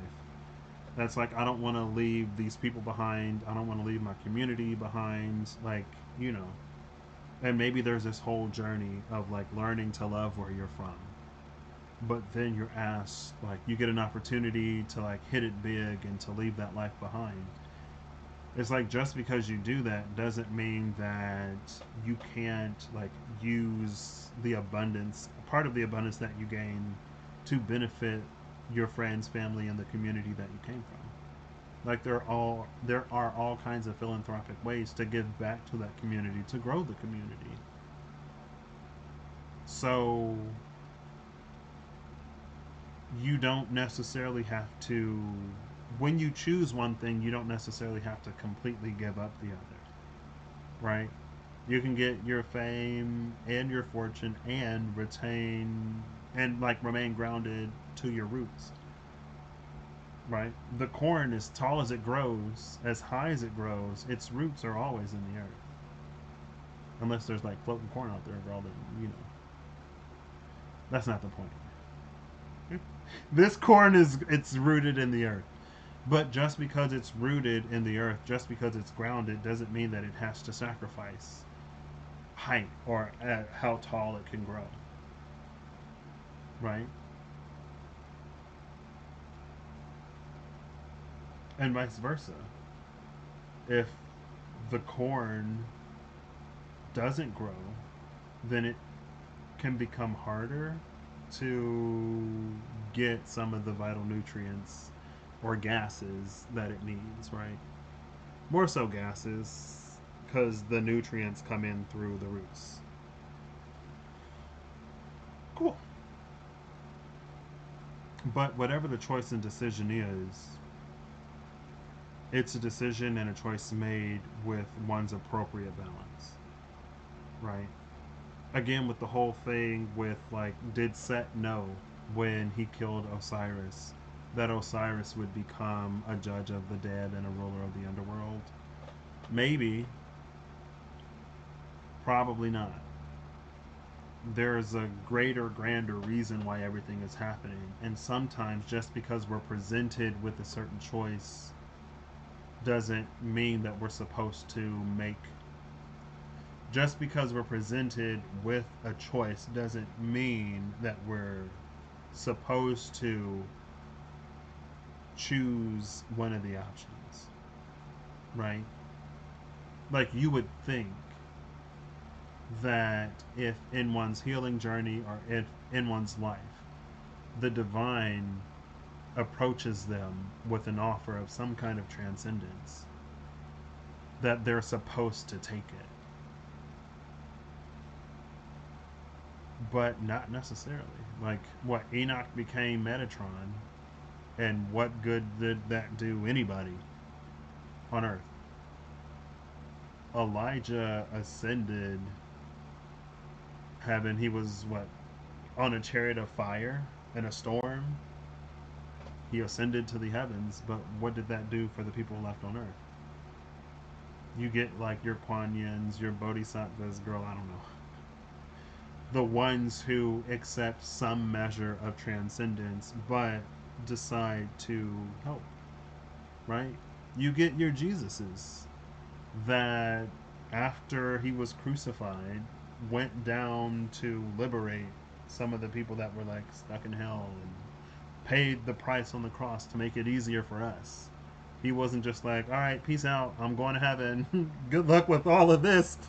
He's like, all of this? You can keep this, I'm out of here. He was like, you know. And again, there's no right or wrong, but there is what is for us. And I think sometimes, and again, because purification here is important, I think sometimes we can rid ourselves of our earthly attachments almost prematurely. We can try to rid ourselves of our earthly attachments prematurely, but if we aren't sufficiently purified, if our balance of A and B doesn't match or fall within an acceptable range for our alignment, eventually we're going to hit another tower. Or eventually our balance is going to have to be corrected one way or the other. And again, that's like the energy of the time master, the standstill and the rattle. When things get a little bit too out of whatever, the time master shakes the rattle. Or it's, again, it's like if you get too much gaseous B, now you got A and B gas, and you got to do something else to separate the gases, right? Anyway, I'm looking. Oh, here's the angel, literally right here. So like, this was like after the necromancer is the herald of the flame, awaken the brilliance. After the gateway of resurrection. Ooh, I love that combination. Gateway of resurrection and awaken the brilliance. Then we immediately get into our cards. We have the Reaper before passage to initiation. See, now you see one of these beams of light, right? Temperance. So here you can see, well, not usually. If it would have come out this way, right? This light's fall is in the Reaper. We see it in Temperance, but it's the other way. 13, 14, Herald of the Winds. Herald of the Winds, Ventures of the Dauntless is after.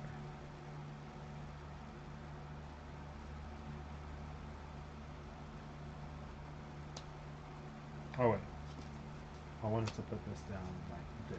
So the Reaper is on top. The Reaper and the Seer.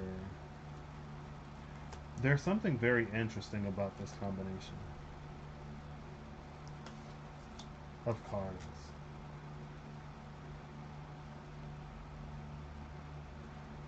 It is, but it isn't, but it is. It is because it's interesting. It's not because I can kind of sort of see it.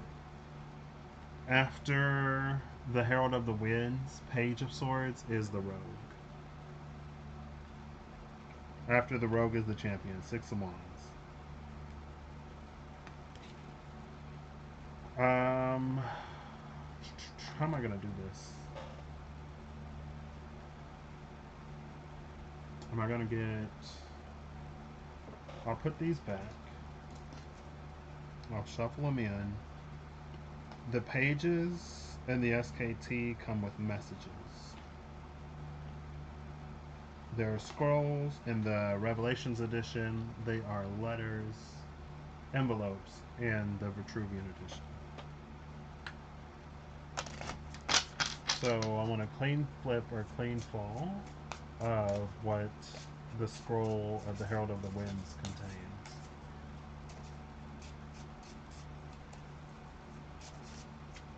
I also love this passage to initiation with the seer, like purified a, because again, that was the energy. Those that are initiated into divinity. I've heard of Enoch becoming Metatron and his ascension. It was a dirty flip. I heard of, but I don't know of Elijah, right? The Bible doesn't, I don't think the Bible says, I mean, maybe I just haven't read the right version. Girl, more swords. We have the Corruptor, the Necromancer, and the Ebony Shield.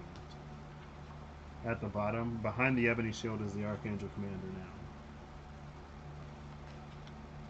now. The card that dirty flipped into a clean flip is the Haunt.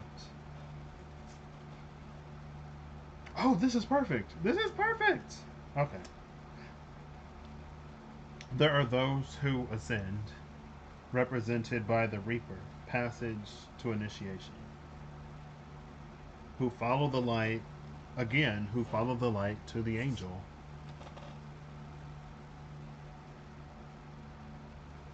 And then there are those who remain. And again, this is on top, this is the before, this is like the gas. And then the one that remained was the Herald of the Winds, Ventures of the Dauntless. The card that came out as their message is the Hunt. When I saw the Nine of Swords, first I was like, what? Really? Like the Nine of Swords? But because this is not the Revelations edition, it's a feature specifically of the Vitruvian. Because this isn't the Vitruvian edition, it is a feature of the Revelations edition. We see this person holding the torch in the back. And it feels like that's this energy. Like, again, there are some that choose to ascend into divinity. There are some that choose a partial transcendence and remain. This is the partial transcendence that remains to help others. For comparison, I'll show you the Haunt in The Vitruvian edition. It's in between the Seeker and the Empress. And the Vitruvian edition, there's no help or assistance. We see that door on the far side in this room, but there's no one there to illuminate the path, so it becomes easier to give oneself over to fear, anxiety, those lower matters, or whatever. In the Vitruvian edition, someone is there to light the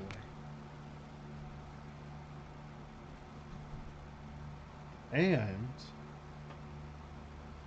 I don't know if it's because of that light, it centralizes the pathway. See, in this one, it's like off center, but here it's like right in the middle.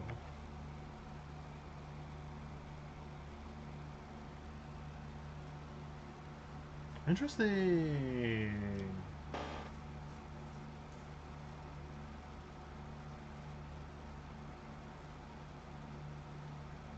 Um, there is no messenger for the Reaper.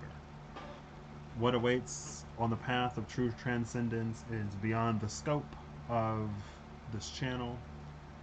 Me, I would say that it is beyond my realm of interest. It is definitely beyond my realm of, like, I'm not gonna pull for it. You know what I mean? I leave that to the divine.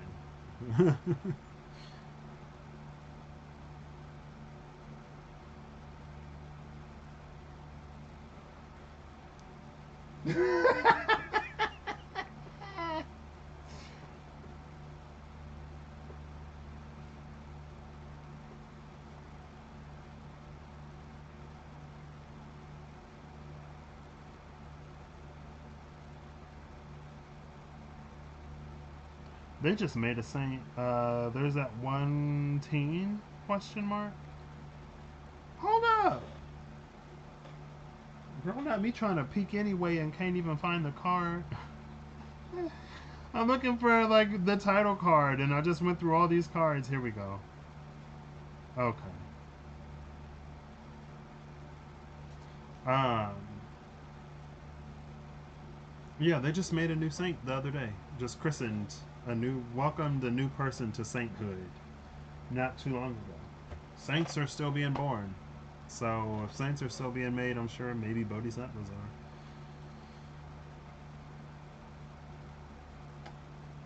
Why I'm not, the thing that I'm not surprised about here is, well, we see the Reaper. The Reaper is death, is change, is transition, transformation. When we started, we had the Tower and the Archangel of Glory. So I was like, okay. But then we also have the Haunt. This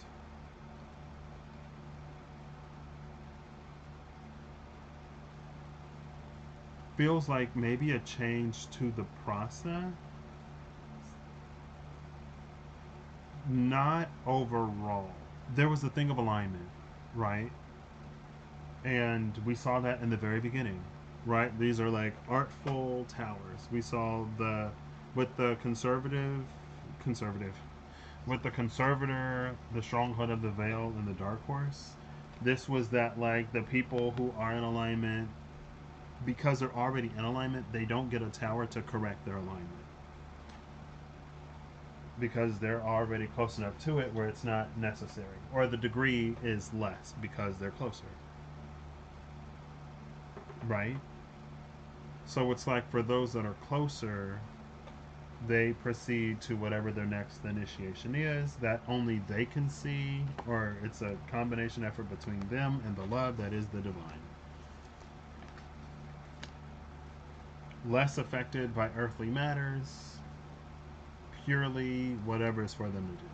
There are many of us, and we all have our roles to play, right? Because even if we address the issues of yesterday, like the long-standing issues, someone still has to build like tomorrow. right? Like there's still a future even if we are making up for things past. So no shade to the Metatrons and the ones that choose that ascension that are like, you know what, helping humanity isn't my path. But there are those who would be glad to become the Kuan Yins and the Saint this that'll help people do that. You know, we all have our purposes.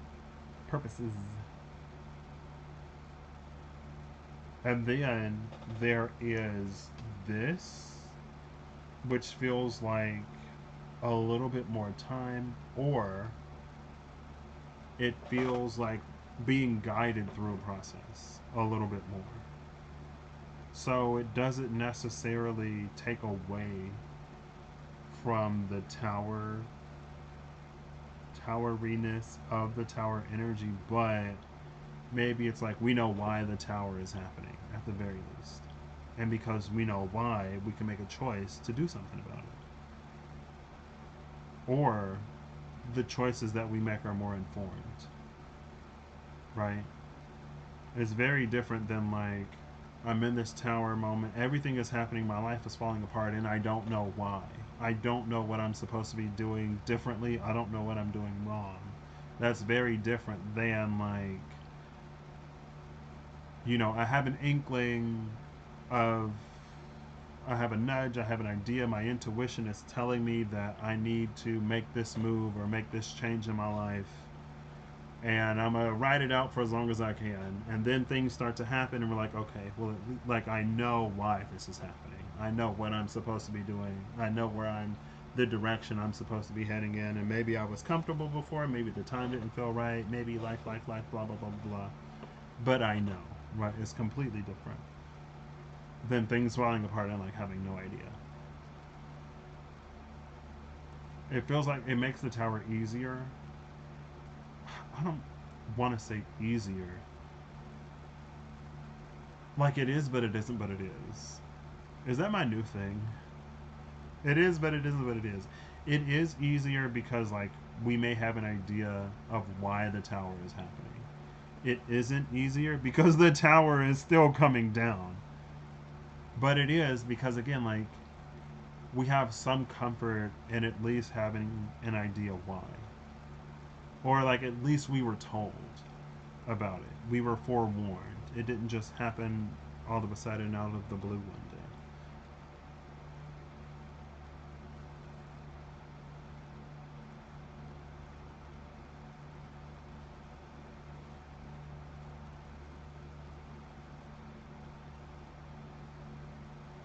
Almost like something happens in phases, and because it happens in phases, the towers don't have to be as widespread.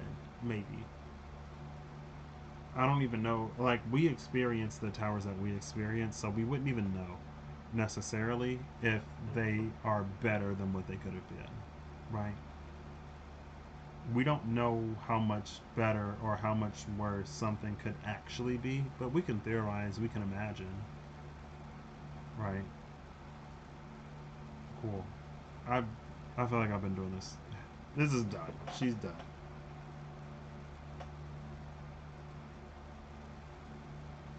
So again, if we go back to the choice of the Reaper, which is like on par, on path with this is just like things being clearer. They're not as muddy, right? When you put it all together, Venus and the Seer mixed with Weisslot and the Earthkeeper, things is like towers, chaos, the beauty of creation, the beauty of destruction, what is created afterwards, the cycle, and it's primal. Just the wheel is moving at speed, and nobody can stop it. We just ground anchor, get our bearings, and try to not be flung off into space, where we drift into oblivion.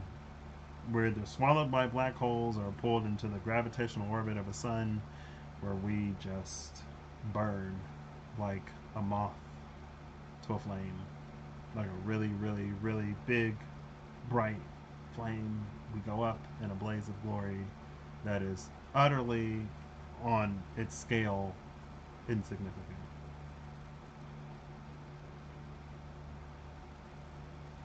Where was I going? I kind of got lost in the metaphor a little bit. Oh, yeah, that's the thing when it's like all sort of combined and kind of messy.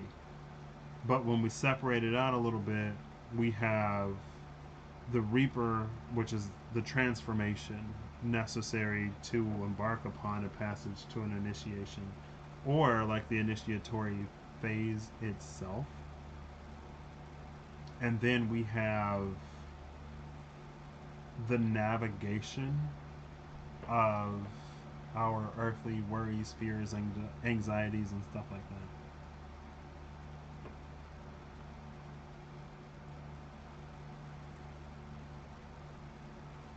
And like this is the ventures of the Dauntless with the Haunt.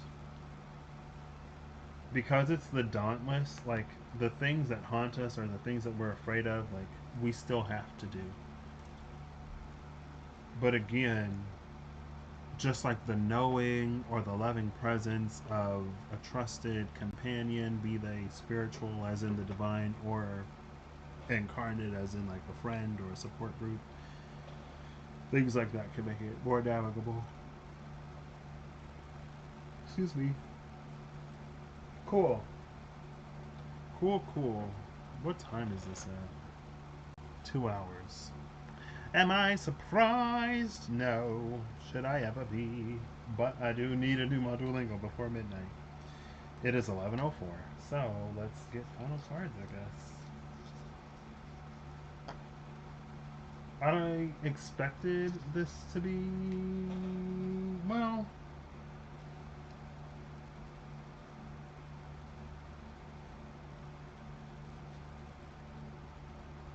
I wonder what my path would be if this resonated for me and I were offered the opportunity. Because I know how I've struggled. I've my struggles in the past, which the last few years made me aware of and prepared me for, where this year has actually like called me to make the choice and the decision that I've been prepared for a long time. I mean, a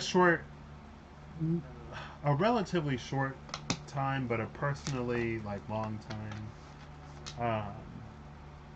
Like I get attached to things easily, and then I limit myself because of that attachment. So, but just because I've learned that I form attachments easy and I limit myself based off of those attachments, I feel some kind of, I guess my descendant is Scorpio, so in a certain way, maybe that makes sense.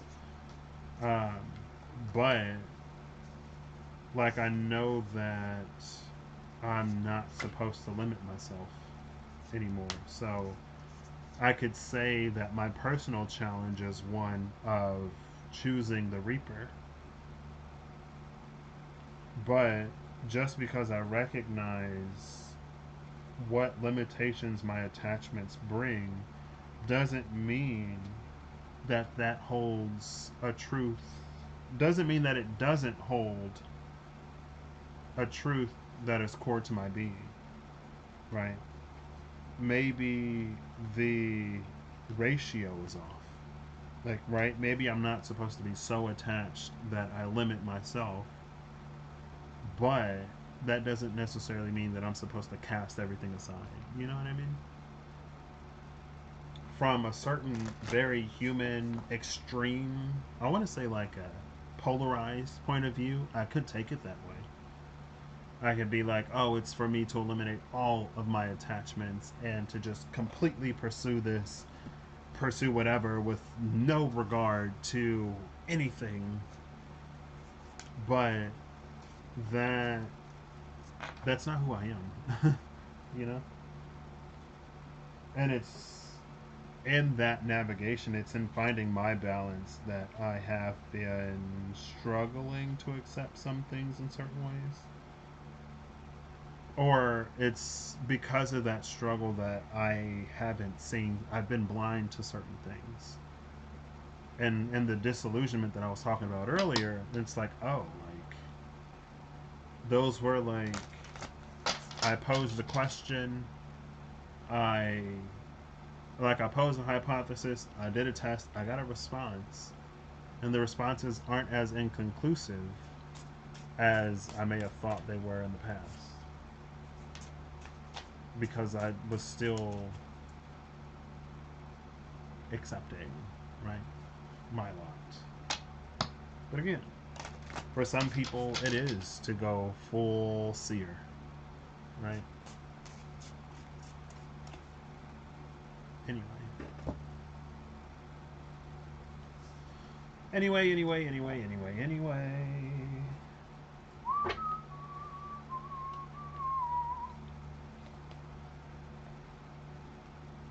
I think one thing that I had earlier in the year, though, like, I don't know. It's fine. I mean, I guess I'll go ahead and finish. Like, one thing I had earlier in the year was a different kind of support system that, like, I was in immediate contact with. And since I've been back, the support system is still there, but I'm not using it really. And that, in and of itself, is a whole other lesson. It's a whole other lesson that you could say I'm learning.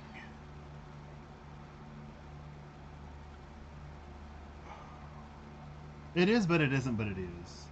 It is because of how something like pride positioned me in the past. Something like pride. Let's call it what it is. I don't feel it necessarily often, but when I do, it's more Tyrian stubbornness mixed with pride than it is like pure pride, right? It's like if I said I could do this, I'm gonna do it. More so than like purely, I don't need blah blah blah whatever, right? But it's partially that, and it's partially also me entering a different phase in a different chapter. So that's how like it isn't, but also like it's about a balance, right? I'm rebalancing, but I don't have to go from one extreme to the other, which is the same point, but in a different arena of my life that I was making earlier, right? Just because I was so attached that I was limiting myself before doesn't necessarily mean that now I'm supposed to be so completely detached that I can do anything and everything and have no whatever, right? It's about a balance, and it's about me finding my balance more so than a different balance. Anyway,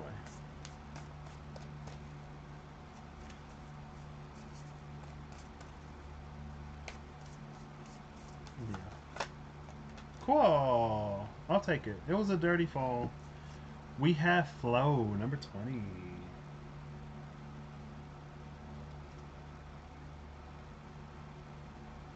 What's interesting about this flow card is we just went through this long, complicated process using the physiochemical properties of, hypothetically, using the physiochemical properties of two different things, completely different things, the matters of the spirit and the matters of man, the matters of the heavens and the matters of the earth, to like separate and purify these two components because in the jumble of the mess, things got a little weird.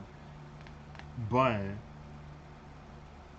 It's like this flow card can separate one liquid from the other without going through the whole complicated process of changing one to a gas and then condensing it back into a liquid. It's almost like if a mixed solution of liquid A and B, she can just pull liquid A as water, just like pull it out. The ease of the magical flow. So maybe it's like math, right? Maybe after, and it's like the ash, the golden rose, and the great work. Maybe at a like we're learning the fundamentals. We're applying foundational principles in a very drawn out way so that we learn a certain application. But after we become proficient, maybe we don't have to go through it anymore and we can just pull the A out of B. Well, we can pull the A out of an A B mixture. Bottom of the deck is the mystical shaman. And who could do this flow magic if not the mystical shaman? We've seen the seer and the earth keeper. The mystical shaman does occupy that space in between.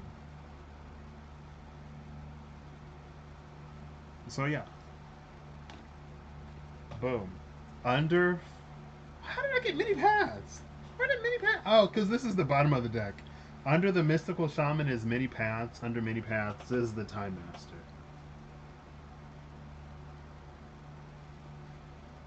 But it reads more like, and then there's Earth. Earth under the Time Master. So for the folks that say that Earth is like it's Earth school, like there are things that souls incarnate on Earth to learn. Sure. If there are Enochs and Elijahs and whatever that one kid's name who became a saint recently, if they are to become Metatron and saint that one kid and whatever Elijah did after Elijah ascended on a fiery chariot, you could say that the purpose of their incarnation on Earth was to become those things. Because it feels like it goes from the Time Master to the Mini Pass to the Mystical Shaman. The Mystical Shaman is one such pathway. And that, Earth is here behind the Time Master. It's the Mystical Shaman is one manifestation of that flow, you could say.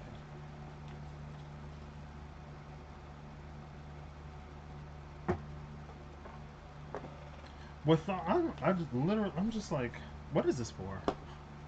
Not what is it for, and like just kind of sort of this year for a while. Sometimes I do these and I'm like, ooh, that was like, it's so interesting what comes out. I don't know what this is, but I'm gonna keep reading it because I'm intrigued. But now I'm like, okay. Like I guess I've gone down whatever this road is that I've been reading for long enough that I shouldn't be surprised that I can't, not that I can't get like a 10-15 minute whatever, because maybe if I sat down with the cards and I pulled them all and I like did whatever and then I presented it, it would be shorter. I guess like I shouldn't expect any different, you know. But today, sometimes I'm just like, okay, like I see with the seer and the earth keeper, I can see how this would apply, can potentially resonate in our daily lives. But with like as I see it, and I know my brain operates in metaphor, I say it all the time. But as I see it, I'm like, what is this for? Or who?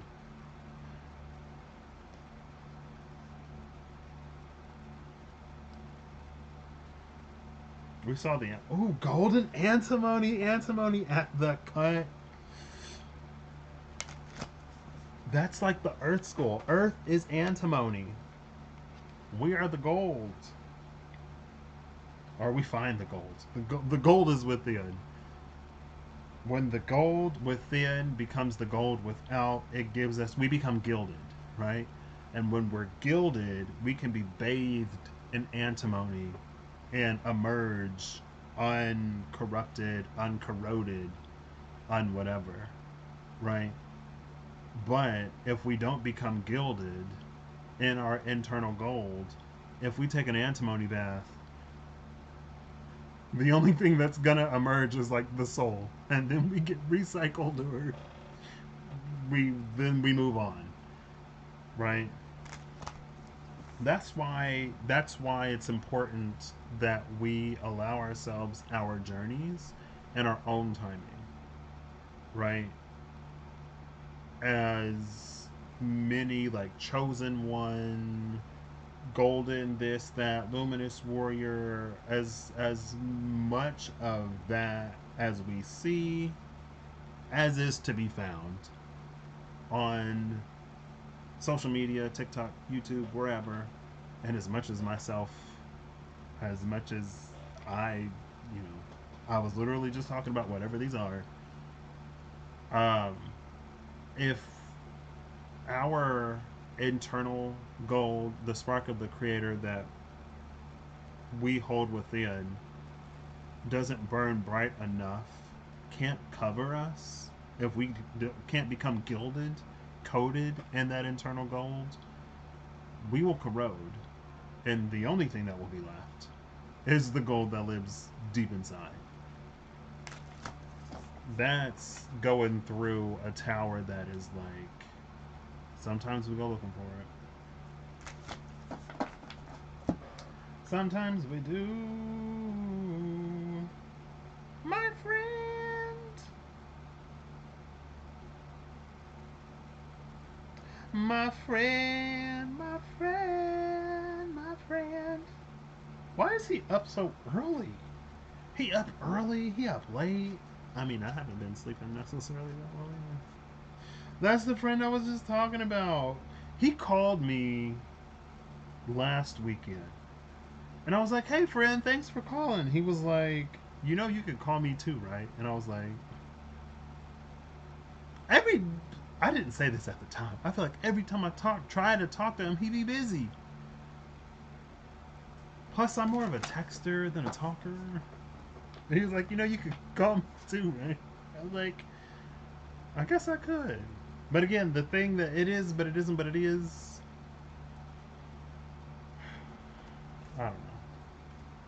There are some things that I've been working through internally. And the thing about my journey buddy is she is so integral to my process of processing things, that as valuable and she the conversations that we have, our ability to show up for one another, it holds a value that is beyond, frankly, comprehension, but definitely for sure communication.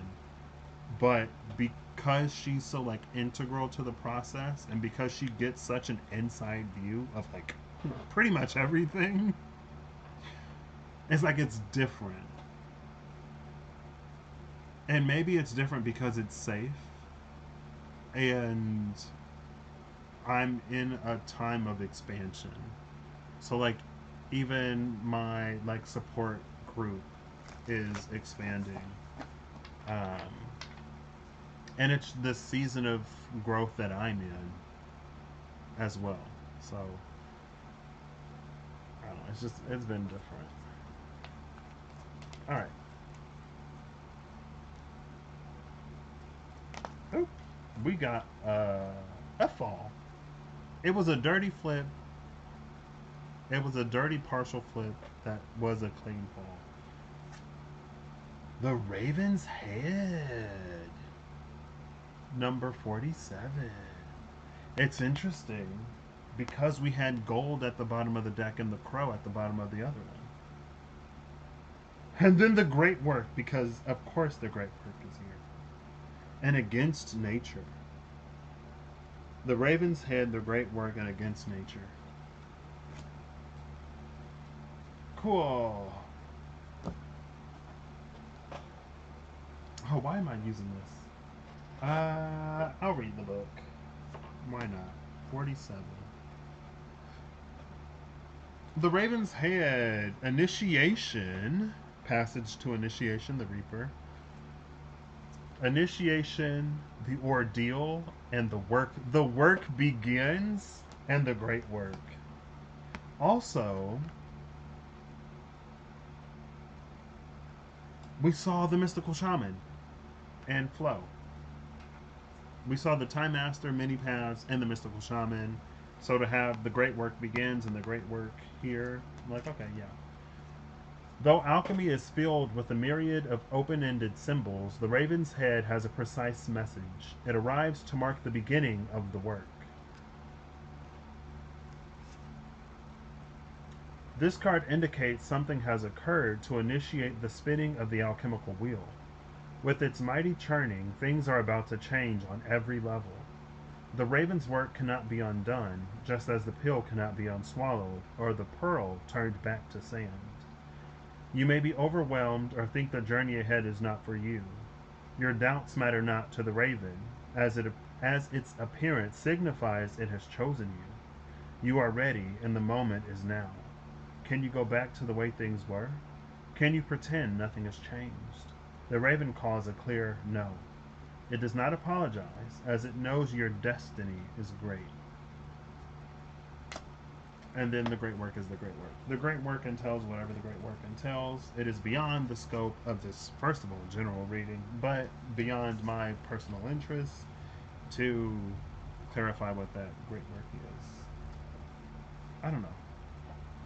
Like I kind of mentioned before, it has never been my intention to provide all the answers to anything.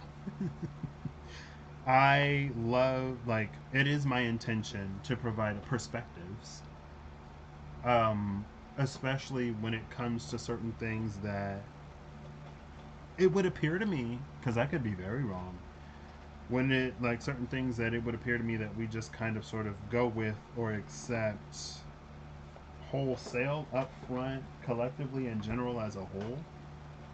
Um,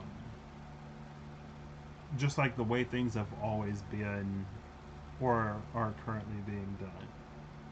Providing a perspective, yes. Providing something that can start someone on a path, yes. To be a function of initiation, 100%. To do anything beyond that, not necessarily. Not only is it beyond, I don't necessarily want to say it's beyond my capability, because if that were my path, I'm sure I would be able to, right? But it's beyond my interests.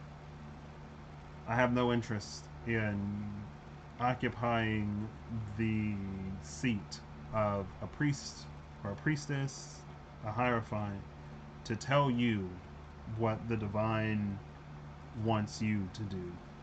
Um, Much more interested in the traditional role of the Hierophant. Much more interested in how I interpret the role of a Hierophant should be, which is like to maybe help you to connect with the divine in some way where the divine, like, you can ask yourself, right? My interest is to help, if I can, people get to a point where they can ask the divine for themselves, where they can commune directly. My interest does not lie in being a mouthpiece for the divine and serving as a liaison or an in between. I don't want the weight of interpreting on me. And again, like, I'm not interested. I feel like, as a person, I am inherently, like, my capabilities are inherently limited. Could I work within those limited capabilities? Yeah. It's not my path. It's not my path. It's not my interest. And maybe it's not my path because I'm not interested in it. I am so disinterested in it that even if it were my path, I still wouldn't do it. because of how I'm wired and configured. So that's the path of someone who wants to do it, right?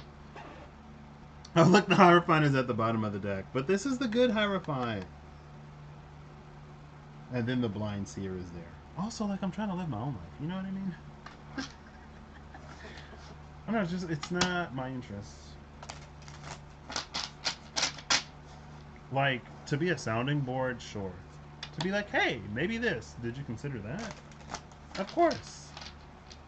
To be a mouthpiece? Nah.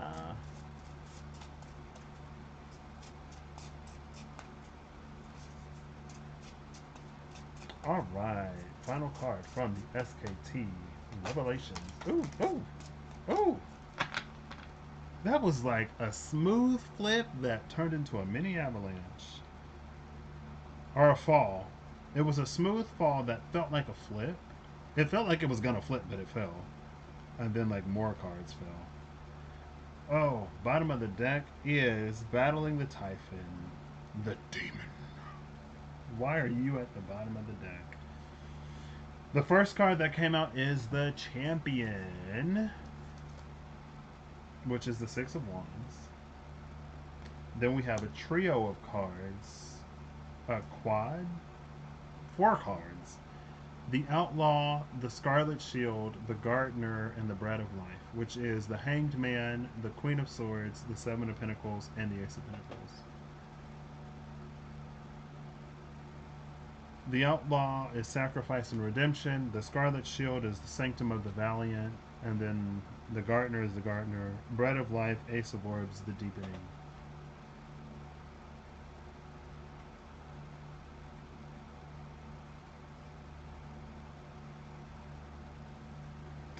With this card here too, like with the Demon, which is like Devil Energy at the bottom of the deck,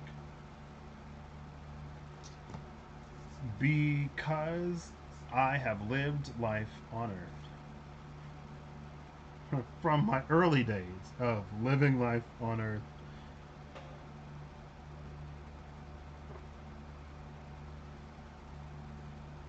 The truth, I guess, of the axiom, those that don't learn from their history is, are like those who don't learn from their history are doomed to repeat it. That has rang true since I feel like the beginnings of my memory and cognizance. Like, there are things that we as an American society, especially, I can't necessarily speak for the whole world. There are things that I could tell from an early age that like we kind of sort of convince ourselves that we've solved, but like we're clearly and obviously still problems. Like there's just so much contradiction where it's like we say that we're not whatever, but we're still doing whatever. And so because of that, it's made it pretty obvious that it's like you we can't just solve problems, right? Like you can't just give someone a solution to their problem because the underlying issue will still be there. But with the underlying issue not being addressed, but a person holding a solution, it becomes easier to delude ourselves, convince ourselves that everything is better when it's like clearly not. And so, because of that, I hold a belief that maybe I need to abandon. I don't think I will. If I need to, then I'll work through it. But there's a belief that I hold and have held that like we all have our own journeys, but in a way of like there are things that we individually and more collectively, things that we have to personally sort of like work through.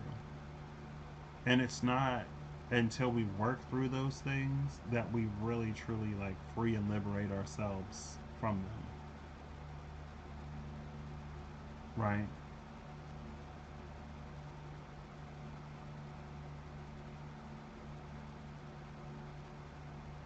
Like it's important for our growth. And it's something that I've like subconsciously sort of believed. Like there are different things that like I said earlier, that I noticed just like being a child in a world where whatever.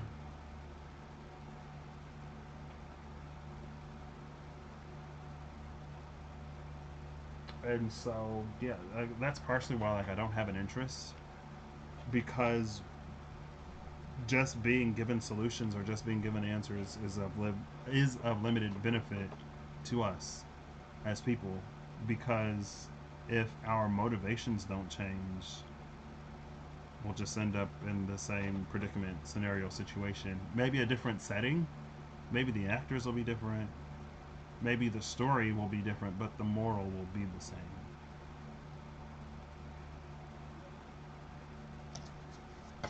Cool. How did this become about me? Maybe because I was talking. I'm always talking. Alright, let's get a new final card. Basically, you could say we can only really truly deliver ourselves. Right? The divine gives us salvation, but we can only deliver ourselves. Right? How many times have we been saved by the divine just to find our way to the same predicament? Alright, bottom of the deck is the Erudite, Hermit of the Mysteries. The card that came out is the Mason, Three of Pentacles. Here, the building is complete. In the Vitruvian edition, it's like the beginning of the construction of the thing. Here it's complete, but it's not inhabited yet. Like there's no furniture, there's no people. The blueprints have been carried out, the construction of the thing is here.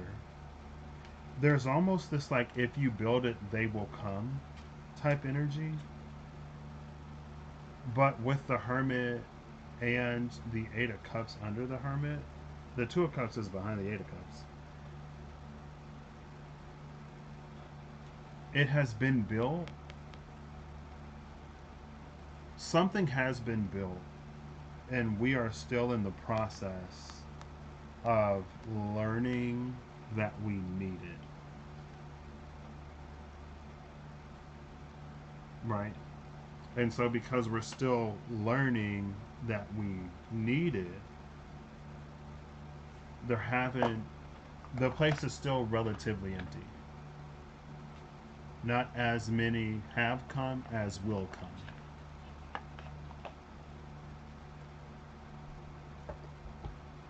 Will come, like welcome, willkommen. Is that German? She did not shuffle. The Emperor and the Blind Seer. Interesting.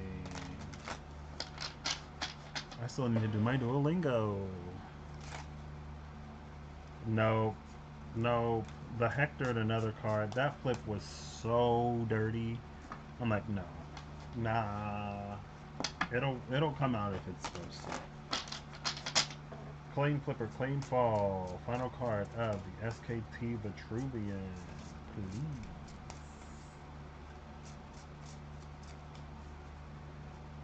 It's almost like the energy of someone with the Mason and the Erudite. It's like someone has solved a problem. Someone has realized that there's a problem. They've solved the problem, but people don't recognize that it's a problem yet. And because the inventor of the solution or whoever was, because the Three of Pentacles, whatever energies cooperated in the creation of the solution, because they don't generate problems. You could say because they're bad at advertising it, a lot of people haven't like jumped on board yet. People don't know that they need whatever the thing is. And it's different than like, because like for some reason I kind of got it like Apple in my head. I got an iPhone in my head. There were several problems that the iPhone solved, but it feels like, at least in the metaphor of it, there were also there were certain problems that the iPhone genuinely solved, and there were other problems that were manufactured to promote the iPhone as a solution. But maybe the problems, like maybe those specific problems, weren't really problems. Whatever the energy behind the Mason is, it doesn't create a false problem. It doesn't create problems to sell a solution. It waits until people realize that there is a problem, and then they will like naturally find a solution. But because we find solutions to our problems, if we don't correctly identify the problem within a situation, we wouldn't necessarily seek that specific solution.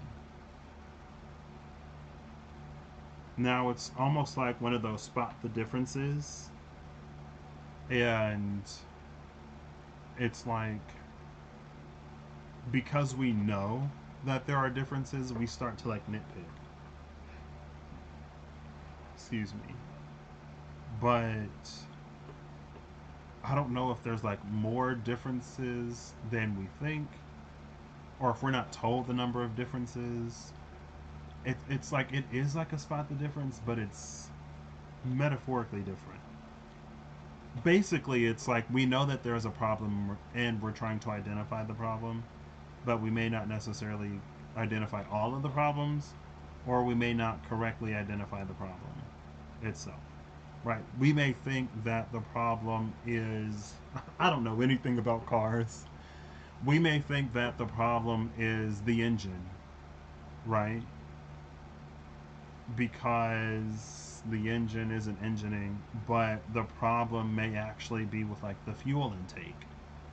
It's because there's a problem in the fuel intake that the gasoline that makes it to the engine, like the engine can't perform as it should, as it should, and so we think the engine is the problem, but it's because of something with the fuel intake that the like fuel that goes into the engine is like wonky, and that's why the engine can't perform.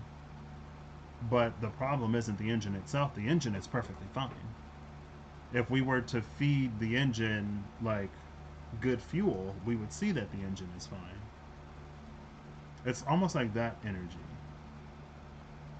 So we're doing like all of this engine troubleshooting. We're buying new engine, like new engine after new engine. We're swapping the engines. We're doing all of this, but like the problem is actually in the fuel intake.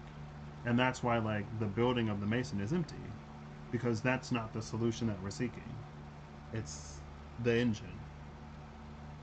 Like, I don't know nothing about cars, but it was the lowest hanging fruit that felt more accurate to the vibe, to the feeling. I've been listening to too many audiobooks. Oh gosh. Oof. We just got some flippers. I see the title card. The title card might have flipped over. It might not have.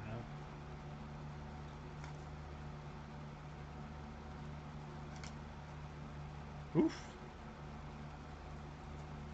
Bottom of the deck is the Chariot. Again, Chariot of Osiris, Lux et Veritas. Light and truth. It's not light or truth. It's light and truth. And it feels like that's important. I guess there are false lights that we seek out of comfort. Again, a solution like engine.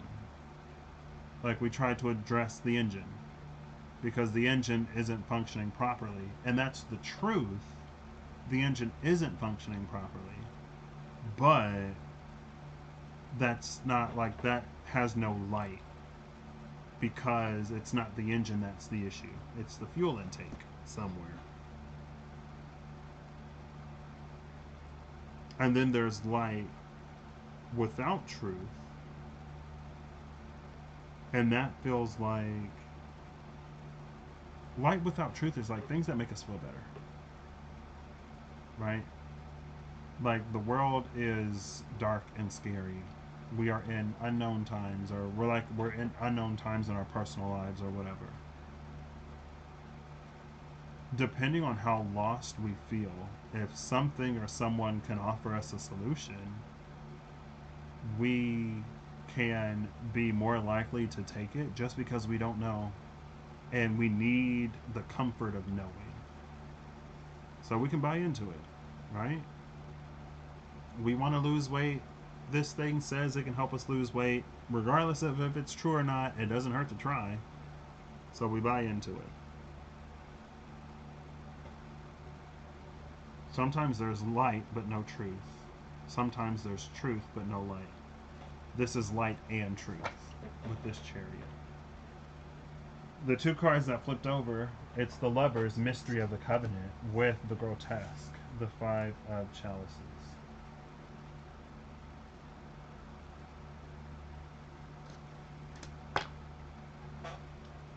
We have the Eminence, Nine of Orbs, and the Ace of Orbs, Bread of Life. 9 plus 1 is 10. Oh!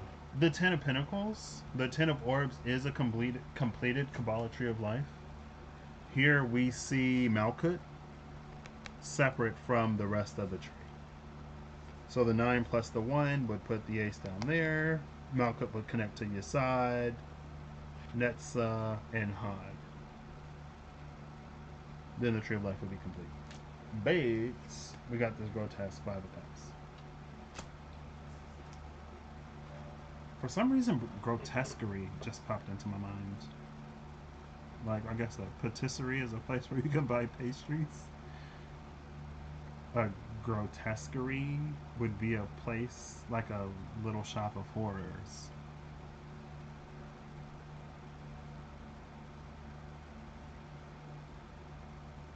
Grotesquerie is an interesting energy with that light without truth and truth without light. It's like we think that something is wrong with us. So we go to the grotesquerie to try to figure out what it is. Right? Maybe we think it's something with our bodies. And so it's like we pick up some kind of body anxiety, shame thing or whatever. And we do things to try to correct for that. But it doesn't help with the feeling that we have because the thing that is grotesque about us is not related to the body.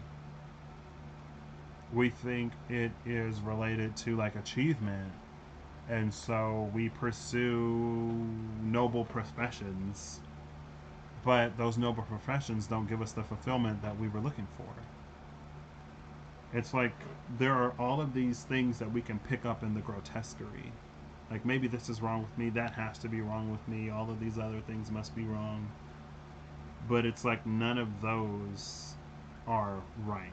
So we pick up extra worries, anxieties, fears, things like that. We try to fix or address them. And addressing those things, like none of it brings us the fulfillment or the comfort or the self-love that we were sort of looking for, right? It was like, oh, well, I thought the thing that's grotesque about me was like this lack of achievement. So I achieved so many things. Like, why am I not fulfilled?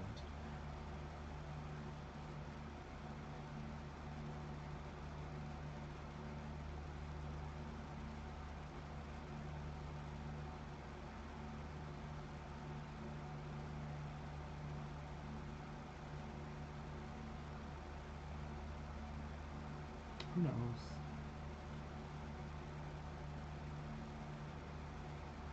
That's weird. Not weird in a necessarily a bad way. Weird in an interesting way. Because ultimately, like, you would think that we arrive at the conclusion, like, you are made perfect just the way you are, and nothing is grotesque about you, nothing is wrong about you. Which is, like, true, but it feels like there is, like, something grotesque within the grotesquerie that is ours, which makes it, like, weird. But I guess that's also the thing about self love and self acceptance. Self love isn't necessarily something that we reach when we become perfect. Self love is something that we get that emerges from like self acceptance. And so there is something grotesque about us, but we learn to love it.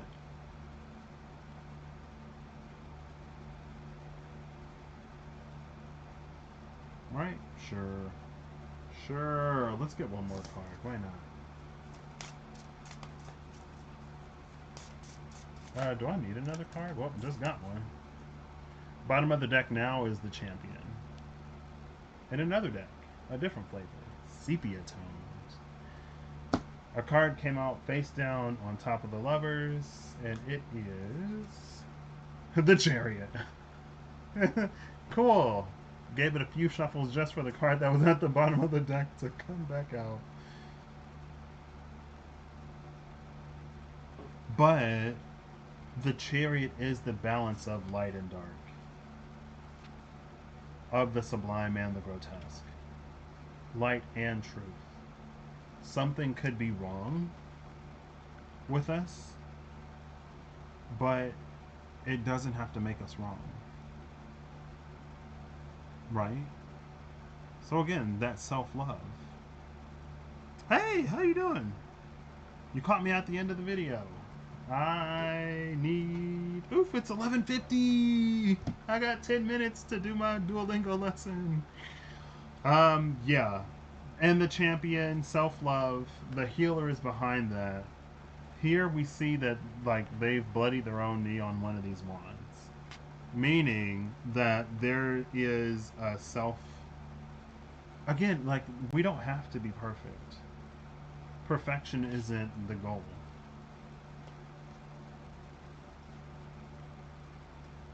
Also, we see two sphinxes. There's the phoenix and the dragon.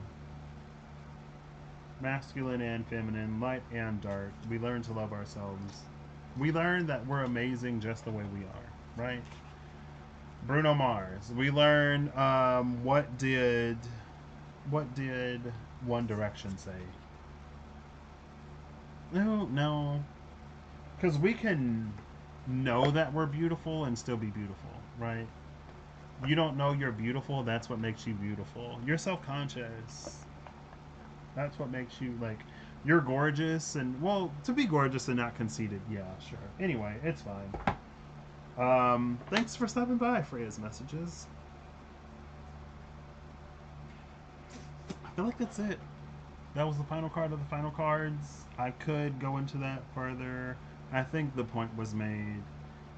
Um, and yeah. Guess I got a few phone calls to make, maybe. We'll see, we'll see. We'll see, we'll see, we'll see, we'll see, we'll see. We'll see, we'll see, we'll see. I don't know.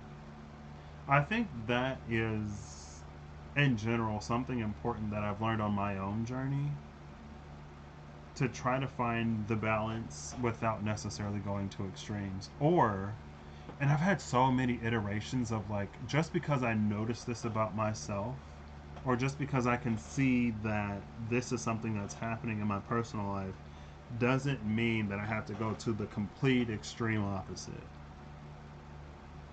It's about me finding my balance where I am. The balance between purpose and desire. I mean, because I'm me, because Patrick is Patrick, I'm going to define my purpose. In part, partially. I am going to define my purpose and I'm not going to be defined by it. Right?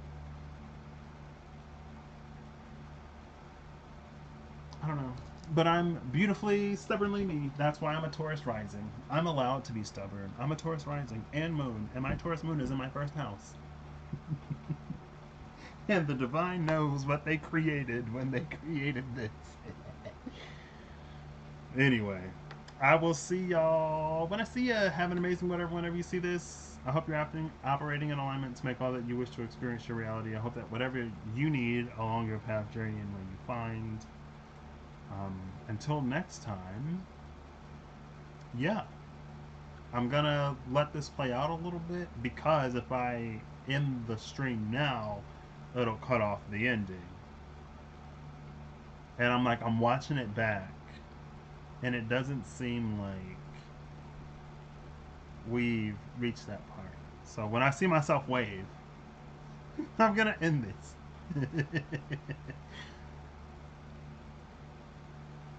How long is this behind? How far behind is this? Okay, I see myself just like looking at the screen now, watching the timer, watching myself. Oh, I waved. All right, we're clear. Bye.